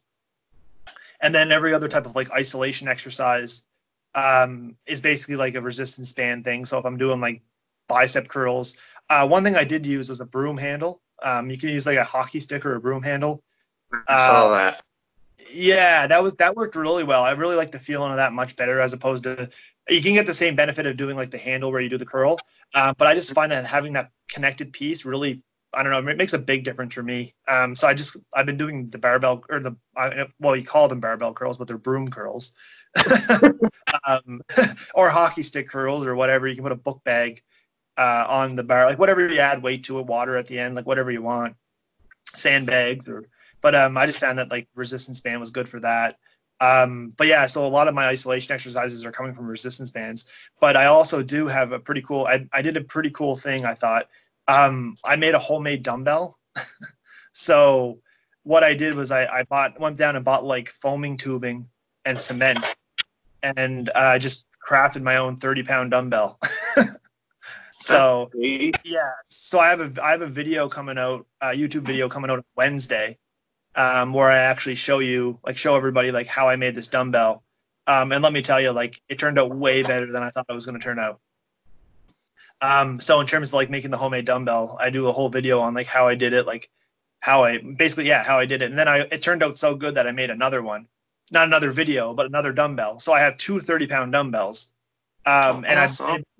They've been coming in like extremely handy. Like I'm doing like, so now I have body weight exercises. Now I have resistance bands, and then like the dumbbells, I'm doing dumbbell press. Like I can do a 30-pound dumbbell press. I'm doing like incline. Like I'm just finding a bathtub or something that I can do an incline press on. Shoulder press is awesome. I just take like the dumbbell, put it in one hand, and just do single arm shoulder press. Anyways, it turned out really good. So like, that's kind of how I adjusted. I just kind of like, I was like, you know what, I'm going to be creative with this. And like, I looked up a couple like videos and like kind of got some other people's thoughts and opinions on like using cement dumbbells. And then basically I was like, you know what, I'm going to do my own variation of this. Yeah, and, that's cool. Love that. Yeah. So the 30-pound dumbbell like looks like 150 pounds. Like, it's like, you know, did you ever see like 150 or 120-pound dumbbell, like how long it is? Mm-hmm. What I'll do actually before I release the video, I don't want to show anybody here because I want to release the video. But what I will do is I'll take a picture of it and I'll send it to you after the podcast, and then you can just see what it looks like. But yeah, basically like it's a long, like it's much longer. Like your traditional 30-pound dumbbell that would look like at the gym, like it doesn't. It's much bigger than that because the cement isn't as heavy as. So when they normally make dumbbells, they use they use cast iron a lot of the time. So that's the reason why the dumbbells are so compact and they're so heavy, is because the cast iron is such a heavy material, and they're able to pack a lot of weight into like one little small compact thing. Whereas cement is heavier than sand. So I was like, you know what? If I use cement, that's probably the cheapest, heaviest thing that I can use. It's heavier than water and it's heavier than sand. So I was like, you know what? I'm going to use cement. Plus, another good thing that reason why I did it was because it was a DIY project. So I was like, you know what? This will take my mind off it. It'll give me something to do. Like, I can do this at home. Like, I don't have to leave my house. All I had to do was go pick up the stuff. And like, the building supplies is open still. So like, I went down there and picked up everything that I needed. Anyways, it turned out really good. But like, it's much bigger. So like, because it's not cast iron, because it's cement, like it had to be a little bit bigger. So I think the heaviest that I could make it in like practicality to make it the most practical would probably be 50 pounds. So I think I might, if like, I think the gyms are going to be closed for like a much longer time. I think what I'll do is I think I will make a 50-pound dumbbell. So I might do another video on that, like how to make, because that will be 30 pound and then the next one will be 50 pound. And if you had a 50-pound dumbbell like that, you know what I mean? That would be, you'd be able to do like pretty much everything. You'd be able to like do rows. You'd be able to do like a pretty heavy chest press. Like, so like, yeah, it'd be great. But yeah, like I said, like I'll send you a picture after the podcast so you can see it. But yeah, if you want to make it yourself, like look out for that video on Wednesday. It's I think I have like the total cost in it too, like how much it costed me, like all the supplies that I used to do it. So like it's fairly cheap. Like it wasn't that expensive. I think I didn't do the math on it yet, but I think it probably would be cheaper than buying a 30-pound dumbbell. Like that was my goal, was to make it cheaper than actually going out and buying a 30-pound dumbbell. Right. Mm-hmm. Anyways, so yeah, that's something that I kind of did in terms of, adjusting my training. Cause I was like, you know what, if I had a dumbbell, like I have everything that I need. I have body weight. I have resistance bands. The only thing I really don't have is a pull-up bar. If I had a pull-up bar, I think it would be the complete project. You know what I mean? Because then I would be able to do like pull-ups and chin-ups and stuff. But honestly, I do like inverted rows. So what I do is I take like 2 chairs, and then I put the broomstick across it, and I do like a reverse pull-up. And I find that's been going good. Another one that I found was really good was like so like you lie on your face and you attach the resistance band low to a door, and you're basically doing like lat pull downs on your stomach. So if you can't do a pull up, if you don't have anywhere to do a pull up, then you can basically do like a lying lat pull down. So you just lie on your stomach, you attach the resistance band to something low, and then you just grab and you just do a lat pull down, like lying on your stomach. And I find that's my main things is that. That's kind of how I think the biggest is like creativity, right? Yeah. And I think just like getting creative. And that's like, where I struggle. What, with the creativity part, or just kind of like implementing different? Sorry, put you hold for some reason. Oh yeah, no problem. But yeah, I think so. In terms of like, I think that's where most people struggle, is just like not being used to doing it and not like, you know what I mean? Everyone thinks, I think the biggest thing is like limitations and people thinking that like body weight exercises aren't effective. And then they're like, oh, well, I don't want to do that because it's not the same as going to the gym. But I think that if you take that approach and you're like, you're just going to get into a bad mindset, then you're just going to do nothing. You know what I mean? And then it's going to turn into like 4 or 5, 6 days, and then like 2 weeks, and then like the gym closed for 2 months, and you haven't really did anything. So it's like doing something is always better than nothing.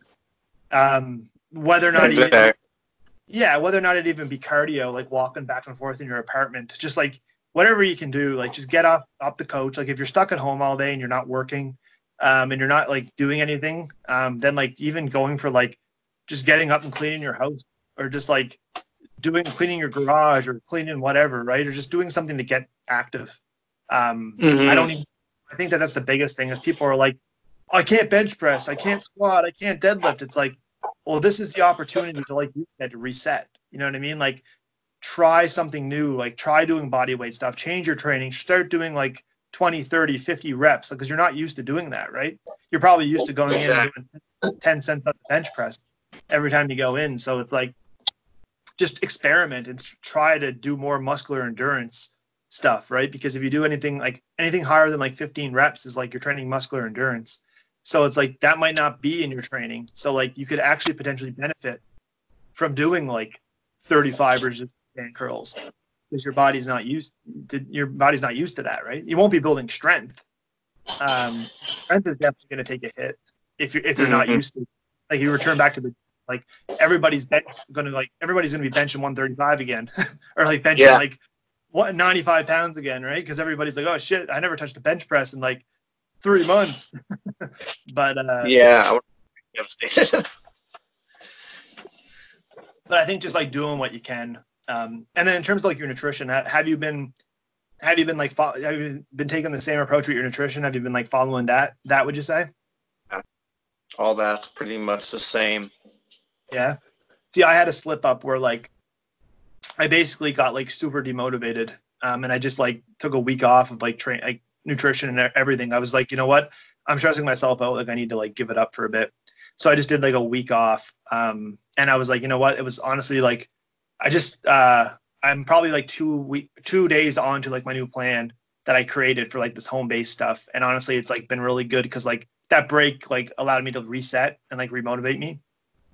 But yeah, and that goes back to like what I think I created. I think you got the invite. You're part of the group. Like I created like a Corona Gains group on Facebook. I thought that was a pretty good way to like keep people accountable.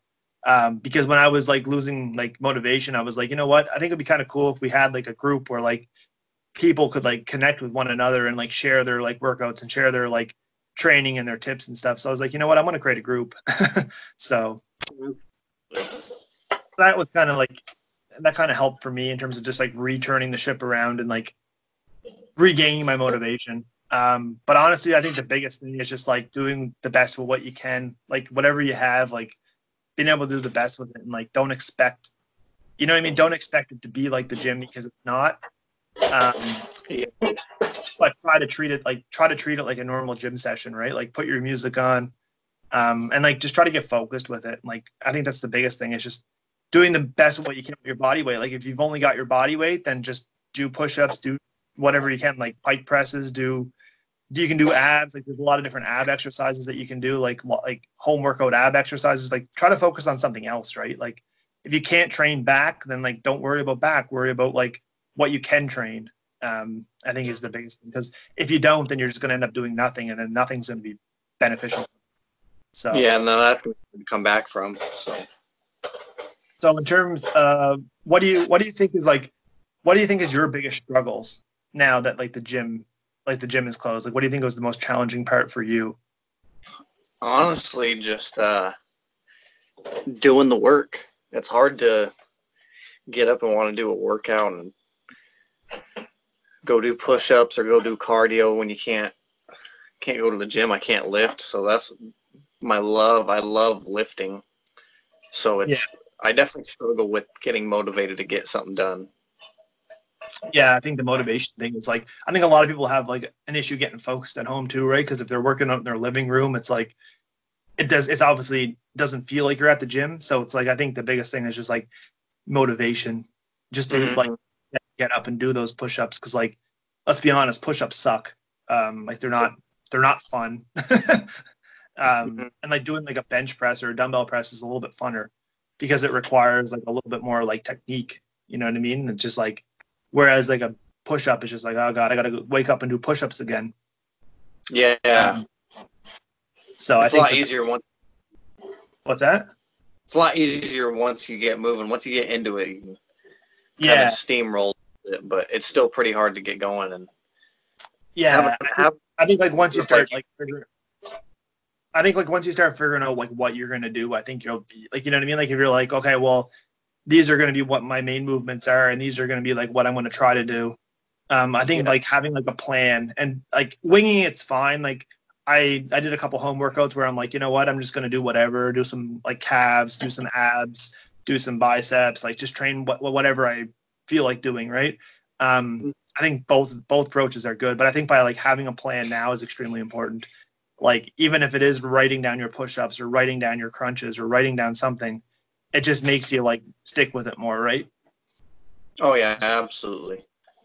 All right. So in terms of the like for my biggest struggles, I'd say would probably be like the motivation, I would say as well. And I think that like I'm very routine. So like once I get into the routine of going to the gym, it's like my nutrition just follows suit. So like if I'm going to the gym consistently, I have no problem with nutrition. Like I just, because I'm motivated to eat good. But like once I stop going to the gym, like there's been days even when the gym has been opened where I didn't go for 2 or 3 days. And like, I'm like, you know what? I need to go to the gym because if I don't, then like I'm going to be more, I'm probably going to eat bad, or there's going to be a chance where I'm going to fall off my nutrition because like I'm not going to the gym.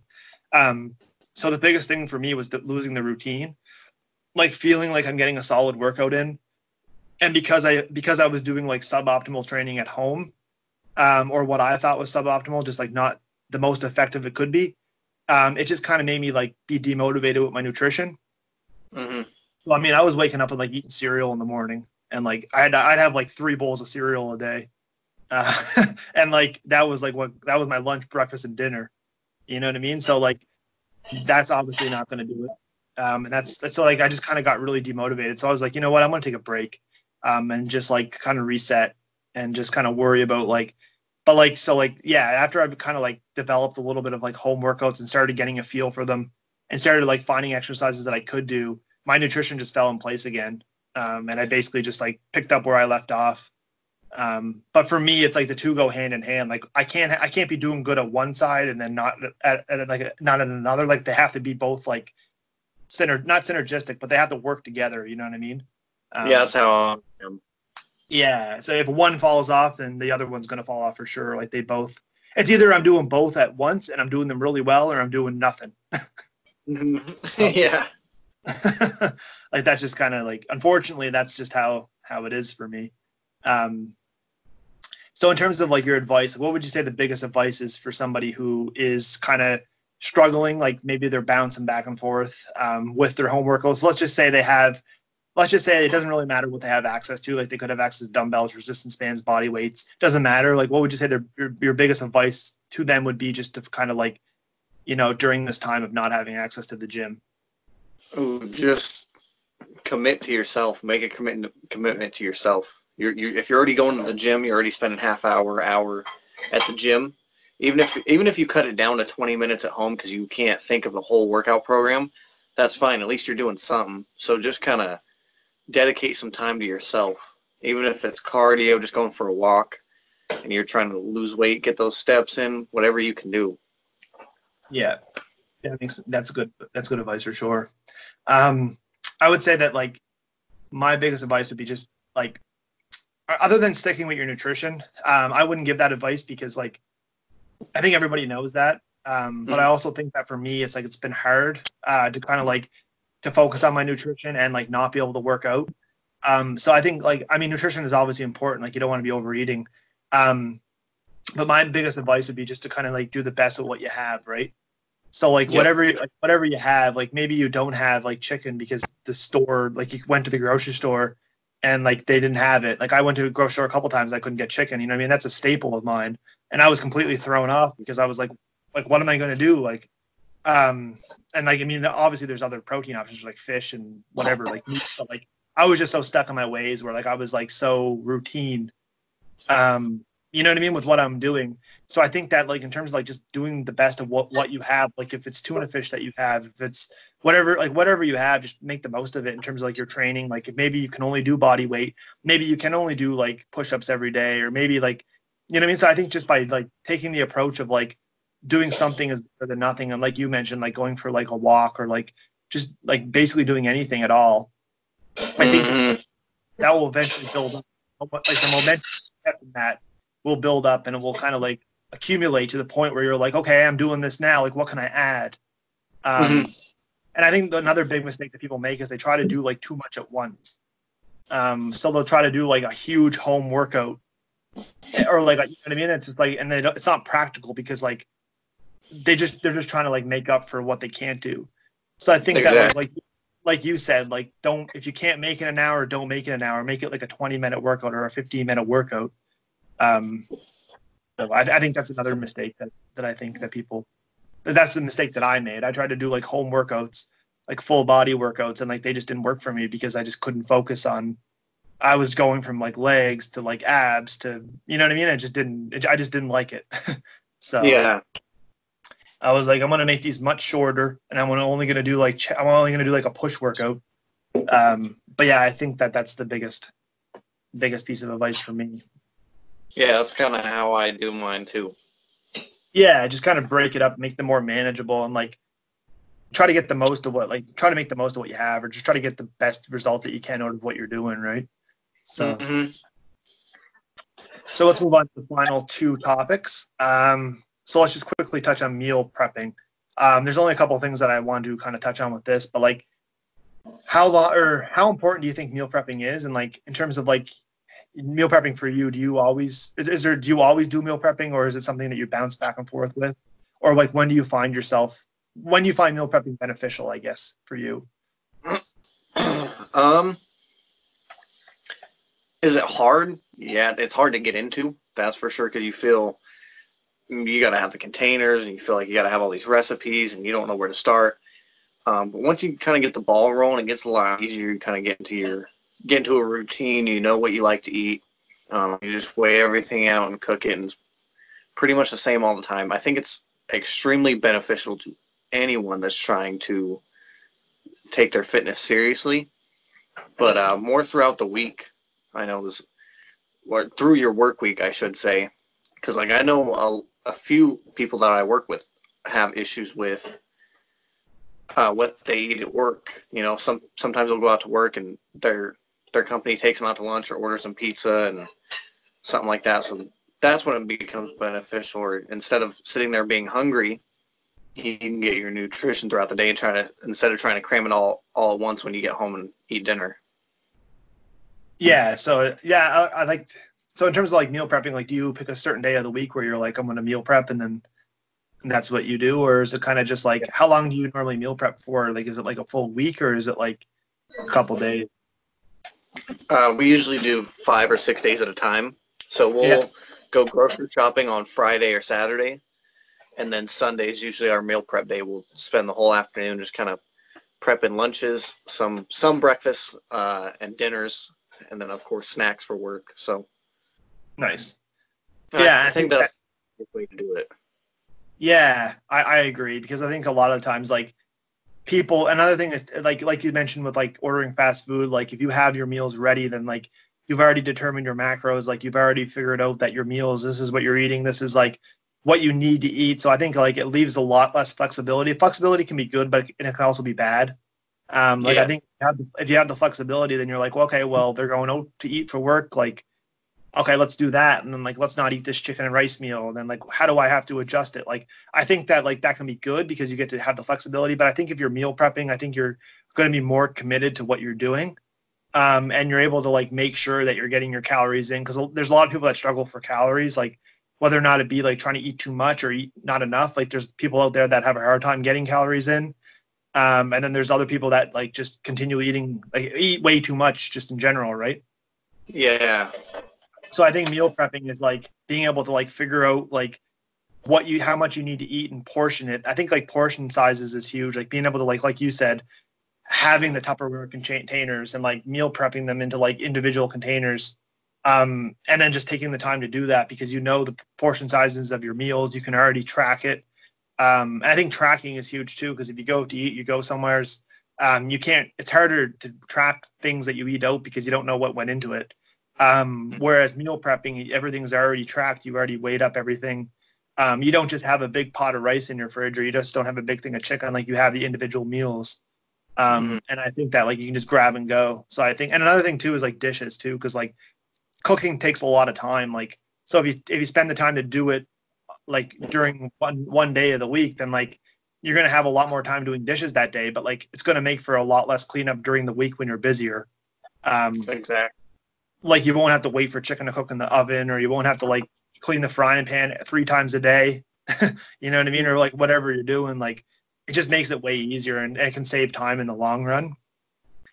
Yeah, it's interesting that I tried to originally meal prep like for a week. So I would like meal prep for the week, and then I just found like the food didn't taste good, or like it just didn't hold its freshness, I guess.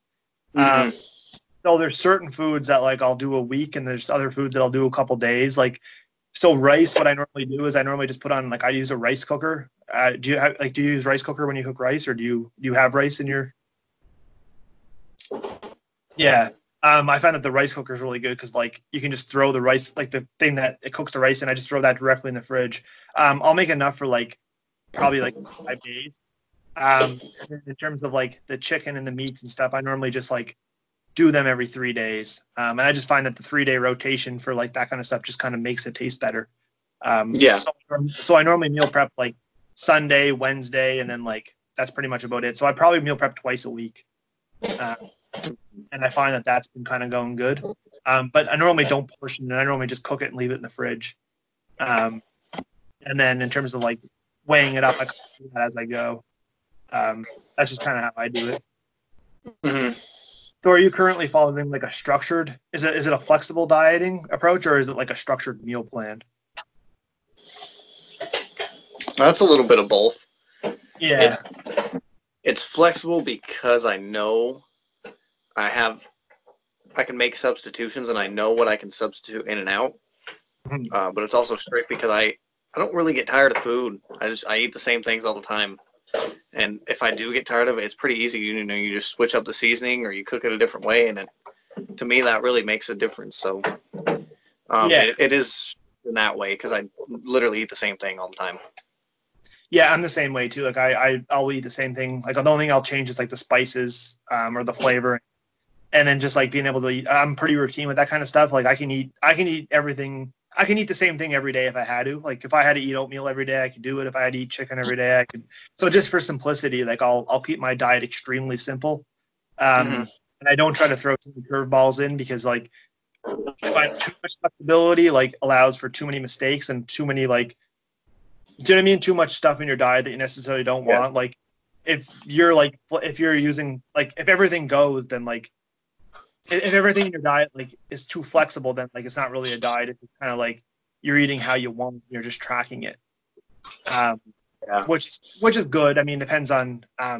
So what I started doing was I was following like a flexible diet approach. Like I was basically doing like as long as I hit my macros, it was fine, and I had like a certain amount of protein. But I actually switched more to a structured diet now, just because like with everything that's going on now, it's much harder to stick to a diet. So I thought that this would be a good opportunity to like actually have a structured diet. So I created like a meal plan for myself where I'm just like I have to eat this, and then this is exactly what I'm eating. And I just find that like, yes, it's restrictive and yes, it can suck. But it's definitely like way better now that the gyms are closed because I'm like, as much as it sucks having to do like follow it to a T, because maybe some days I don't want that or whatever. Like maybe some days I don't want rice, I want something else. But like I find that like it's been really good during this time. It's just like, you know what I mean, making sure that you're sticking to your nutrition. Because if I had flexibility now, then like it would be much easier to eat cereal or it'd be much easier to eat. You know what I mean? Something that I would normally not eat just because I was able to fit it in my macros. So I was like, you know what? I'm going to try like a structured diet. So I'm going to like, I took the time to create a meal plan for myself where I was like meal 1, meal 2, meal 3. And I was like, this is like exactly what I have to eat. This is the portions that I have to eat. And I just found that like, I'm going to like, I don't know. I'll see how it goes at the end and like whether or not I like it. I might switch back to a full diet like once the gym opens again. But I never really experimented with it before. So I thought it was a good opportunity to kind of say, you know what, I'm going to actually like follow a meal plan to a T, and just kind of see what happens. So yeah, that's very smart. Yeah, just because like I said before, like I'd be eating cereal 3 times a day, and like my my carbs might add up. But like we all know that cereal is full of sugar, and like oatmeal and rice is a much better alternative, right? So you'd much rather get your carbs from like oatmeal, rice, potatoes versus cereal. But like at the end of the day, the cereal still worked because like I still hit my carbs I still hit my target somehow. But like it just sucked because like I felt shitty about it because I was having so much cereal that I would normally not have. Like I might treat myself to a bowl of cereal like once every couple of days, as like a cheat meal or something, right? But like generally I found myself just always reaching for the cereal because it was quick. And then I got into bad habits where I was like, you know what, this diet's going to crap. My workouts have sucked. Like I need to turn this ship around. So I was like, all right, I'm doing a structured diet. I'm going to like create like like a full diet where I'm just like, this is what I'm following. And then I'm basically going to like just suck it up and train and do the best that I could. And then I was like, you know what? I want everybody to feel this way. So I was like, I'm going to create a Facebook group. So I was like, that's why I decided, like, you know what? I want to create a Facebook group. I'm going to help like keep myself accountable, help keep others accountable. And then just we can basically all try to get through this together, because everybody, like, there's no doubt that everybody's struggling and everybody's having a hard time, unless you have like equipment, or like a home gym, or like you have a friend who like knows a friend who has like a barbell and like a bench and stuff. Like, it can be tough, right? Especially for the average person who was like paying their $50 a month to go to like the gym. Yeah. And then like they don't have anything.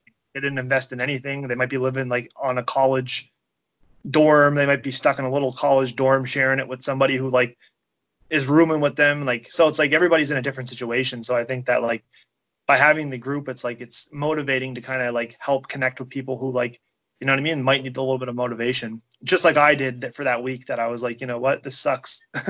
So Yeah. I thought it was kind of a good opportunity to take advantage of it. All right, so now I'm just going to move into the last topic. So in terms of the last topic is going to be recovering from an injury. Mm-hmm. And like I mentioned before, a lot of people I find a lot of people take action after they get an injury, and then like they don't. We kind of mentioned it before when we said with stretching and mobility, like you kind of like you do it after the fact. You're like, oh crap, I hurt my shoulder, or like my chest doesn't feel good, and then you start instantly looking up like ways to like, how can I stretch my chest? How can I fix my chest? And like, that's not always the approach that you want to take, because you can always prevent. Well, you can't always prevent an injury, because like they'll happen if they happen, and like it's just sometimes they're like you just can't avoid them. But like you could do your best by like making sure that you're prioritizing like recovery and like prioritizing stretching and mobility. So in terms of like your injury, I know like it wasn't gym specific, but like you just kind of explain like what happened, or like what was your injury like, or. So I live on a side street, and I was just getting in my truck to go to work. I'd put on music on YouTube and shut it off, and by the time I found my phone, it was like 20 seconds. So I was in the truck for only 20 seconds, but my road that I live on is like this, and there's another road that kind of curves along it. Yeah. And this lady was on her phone and didn't take the curve, so she just hit straight into the back of my truck and rear-ended me going about 40 miles an hour. So at first I thought everything was fine. I was like, the first day I was like, I'm going to work, I'm going to the gym, don't care. And then, the more doctors and people I talked to, I realized that wasn't smart. So I took about 2.5, 3 weeks off the gym, and that was beginning of February. So right in the midst of this Corona stuff, I got no gym time because I was off from the injury, and now I'm off because our gym's closed. But it's very different, and it opened my eyes a lot. This time around, I kind of started to use my brain. I did a lot more stretching, and I've been very smart and disciplined on how and what I lift. So in terms of like what kind of felt uncomfortable, or like what did you experience, like tightness, or like what was it specifically that like was giving you an issue? Yeah, so the first 2 days I noticed it was mainly my back and my hips, and I've always had really tight hips. I've gone to a chiropractor for many years due to that. But I've never really had any low back tightness, and now it's definitely in my neck too, right here in the front, and same with the back. I'm sure you've noticed, I keep moving a lot, and it's just because I'm so tight. Yeah. Tight. So that's what I'm dealing with. I mean, I've stayed away from anything like squatting or deadlifting for now. Yeah. And I've had X-rays done. It's nothing's broken, nothing's wrong. It's just all that soft tissue is just so tight and bound up inside my body. So it's been a struggle, and it's definitely hit the ego a lot. You know, it's hard not to go in there and squat and deadlift and do whatever I want, but it's a smart approach. Especially since like it's steamrolled into like the gyms being like, you know what I mean? Like you mentioned, like you couldn't go to the gym, and then like you probably like decided that you got a little bit more motivation. You were going to like start going to the gym and like pushing yourself again, and then like the gym's closed, right? So it's kind of like a snowballing effect where it was like you might have built up a little bit of momentum again, and then like you might have started feeling a little bit better, and then after that it's just like the gym's closed and you're like, oh God, now I'm like back to square one where like I can't go to the gym, not necessarily because of an injury, but because of like the gym's actually just not being open. So Exactly. So in terms of like actually like, mentally, like in terms of like physically, you were dealing with it because so what were you kind of doing? Like, was there anything specific that you were kind of doing to like stretching wise or mobility wise that you found that like helped, or was there anything, you know what I mean? Like, what were you doing? Yeah, I do a lot of actually I do a lot of yoga poses. Nice. I even did before I got hit. I started incorporating yoga once or twice a week, Yeah. and before and after, I find it very beneficial, very helpful to open up the body and feel more flexible in daily life and in the gym. Nice. So just like doing some yoga. That's kind of Yeah. cool. And I guess like now you're probably prioritizing a lot more in your workouts, right? You're probably like, you probably got like a whole another appreciation for like mobility and like stretching and like the importance of doing it, because like knowing how much it like sucks to not be able to do something that you love to do and to have that taken away by just like a simple injury, you know how much it would suck. So like being able to understand that like it can happen and it can happen quick. And being able to like do like to know what to, well, first of all, to know what to do when it happens, because like a lot of people like might push through it in the gym, and like if you hurt your chest when you're benching, a lot of people might not know. Like you said, you didn't really know until after, right? And it's like knowing when something like feels funny or doesn't feel right, and to be able to take action on it, because I think you could have just not did nothing, and you could have just like dealt with it and like, you know what I mean, never really like just kind of like pushed through it. But like the fact that you actually took like the steps that you needed to take, like going to make sure that you're getting checked out, like you're figuring out like maybe I shouldn't go to the gym, and like being able to like use that time wisely and make the most of it. I think a lot of people struggle with that, right? And like personally, like that would be the hardest part for me, would be accepting it. Yeah. So, but it's so like mentally, like what was the biggest struggles mentally?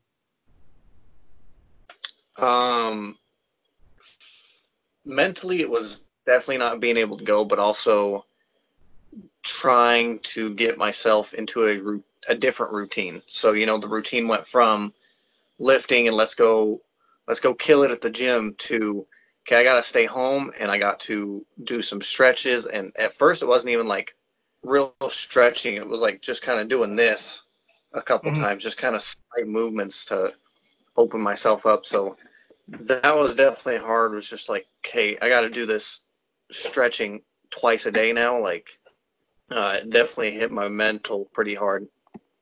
Didn't help the ego out at all. No. And especially when like your main goal was like building muscle, right? And like trying to like get into a routine where you're like trying to be able to do that and have to take like a step, not necessarily a step back, but like a couple steps back before you can take a couple steps forward, right? Like being able to like say, okay, well, I have to do this if I want to be able to like continue doing what I'm doing. Exactly. So, yeah. And that's a good point. That's one thing I realize is, you know, I have only one body, and if I want to keep doing this for my entire life, I got to be able to recover from this and take it slow. And because I have plenty of life to live, so I can lift forever. I just need to take this slow and slowly recovered so I can become 100% again. And I think that's where I see a lot of people kind of hit it too soon. You know, they're really back to the gym. Yeah, they never really do something until something happens. And then like in terms of like, but I guess like now, I guess it was like a good lesson almost. Not lesson, but like it probably taught you like the importance of like doing something, you know what I mean? Like stretching and like mobility work. And it probably also like, you probably like yoga a lot more, you know what I mean? So well, it kind of gave you like something new to like challenge yourself on, right? Exactly. Yeah. So I think like when one closes, like the other one opens kind of thing, right? Like you have more opportunity now to like focus on something that maybe you should have been focusing on from the start, but like now you have the opportunity to realize like how beneficial it is for you. And I think that like accepting it and knowing that like by doing it, you're going to get better at what you want to get better at, which is like lifting weights.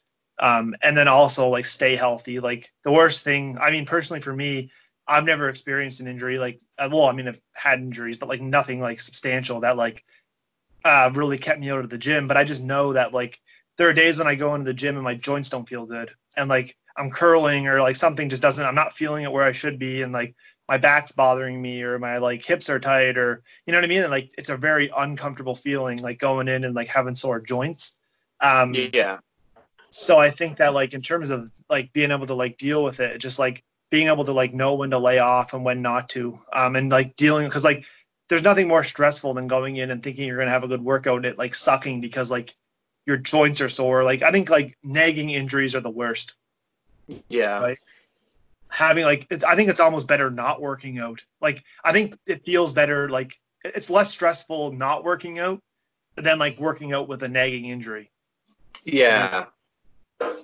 Because if you're constantly going in there and your neck's bothering you, and no matter what you do, it's like that's just the only thing on your mind the whole time. Like, oh God, like you know what I mean? Like why is my neck bothering me like so much? You know what I mean? You can't even think about doing the curls because like you're so worried about your neck. You know what I mean? So it's like by just taking the steps and like fixing the problem before it gets worse, then like you're less likely to have like those nagging injuries and you're able to deal with them. And you know what I mean? So I think that like taking a more proactive approach, I think is like definitely something that like I should start doing now that you've kind of like mentioned it, something that I would like to do.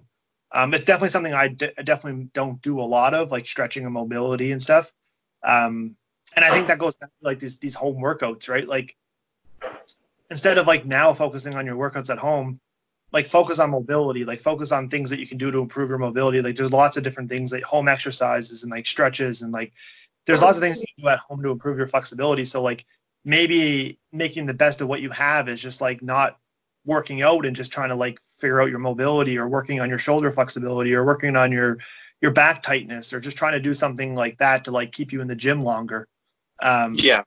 I think that's a good approach too, is just like I said, like focus on what you can do or focus on like now is the time to do those things because like once everything kind of picks back up again, you're going to the gym again and you know what I mean? Your back's still bothering you. It's like, you're not going to have time. Well, you're going to have less time to deal with it then. So I think like now is the time to really prioritize things you've been putting off. Yeah. So I think that's kind of a good plan, right? So. Yeah, even before the injury, when I was doing yoga and stretching, I mean, you can feel a huge difference in your daily life because your body gets in the same routine every day. You're doing the same movements, and being able to come home and stretch or do some yoga on the weekends really loosens your muscles up and allows you to feel a lot better.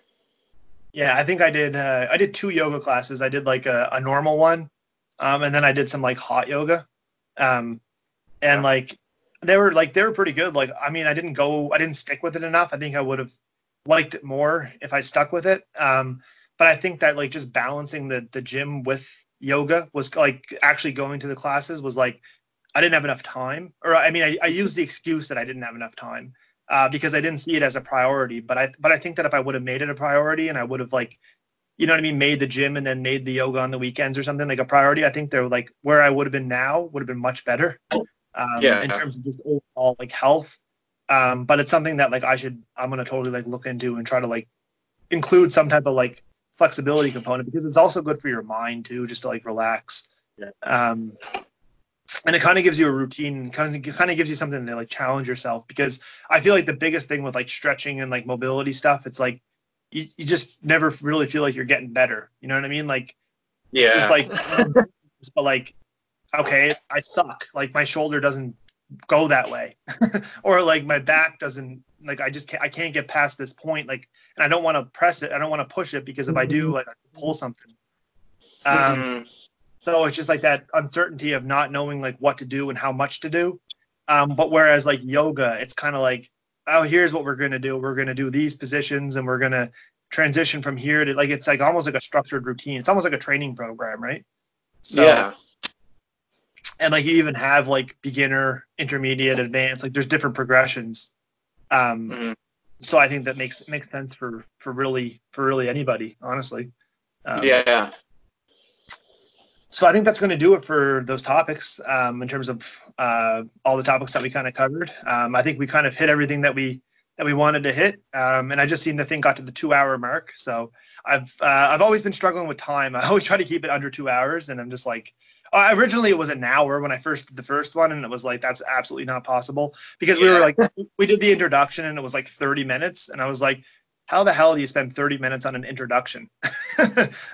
So anyways, yeah, so that was kind of like all the topics that I kind of wanted to cover.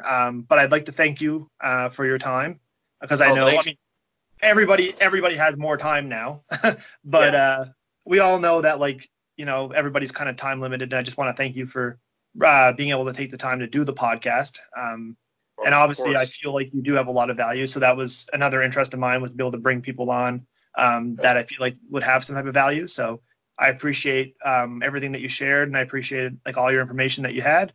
And I'm sure that people can probably use that. And there's going to be a lot of value. That's kind of what I like to do, is be able to provide free value, because I enjoy listening to podcasts and I like putting out information that's valuable to people. So, and I also like connecting with other people. So it works both ways. And meeting new people is always nice too. So, but yeah, so what I'll do is I'll throw all your Instagram handles and everything up in the video. So don't forget to subscribe to my channel and like the video and turn on the bell notifications, because I do release about 3 videos a week now.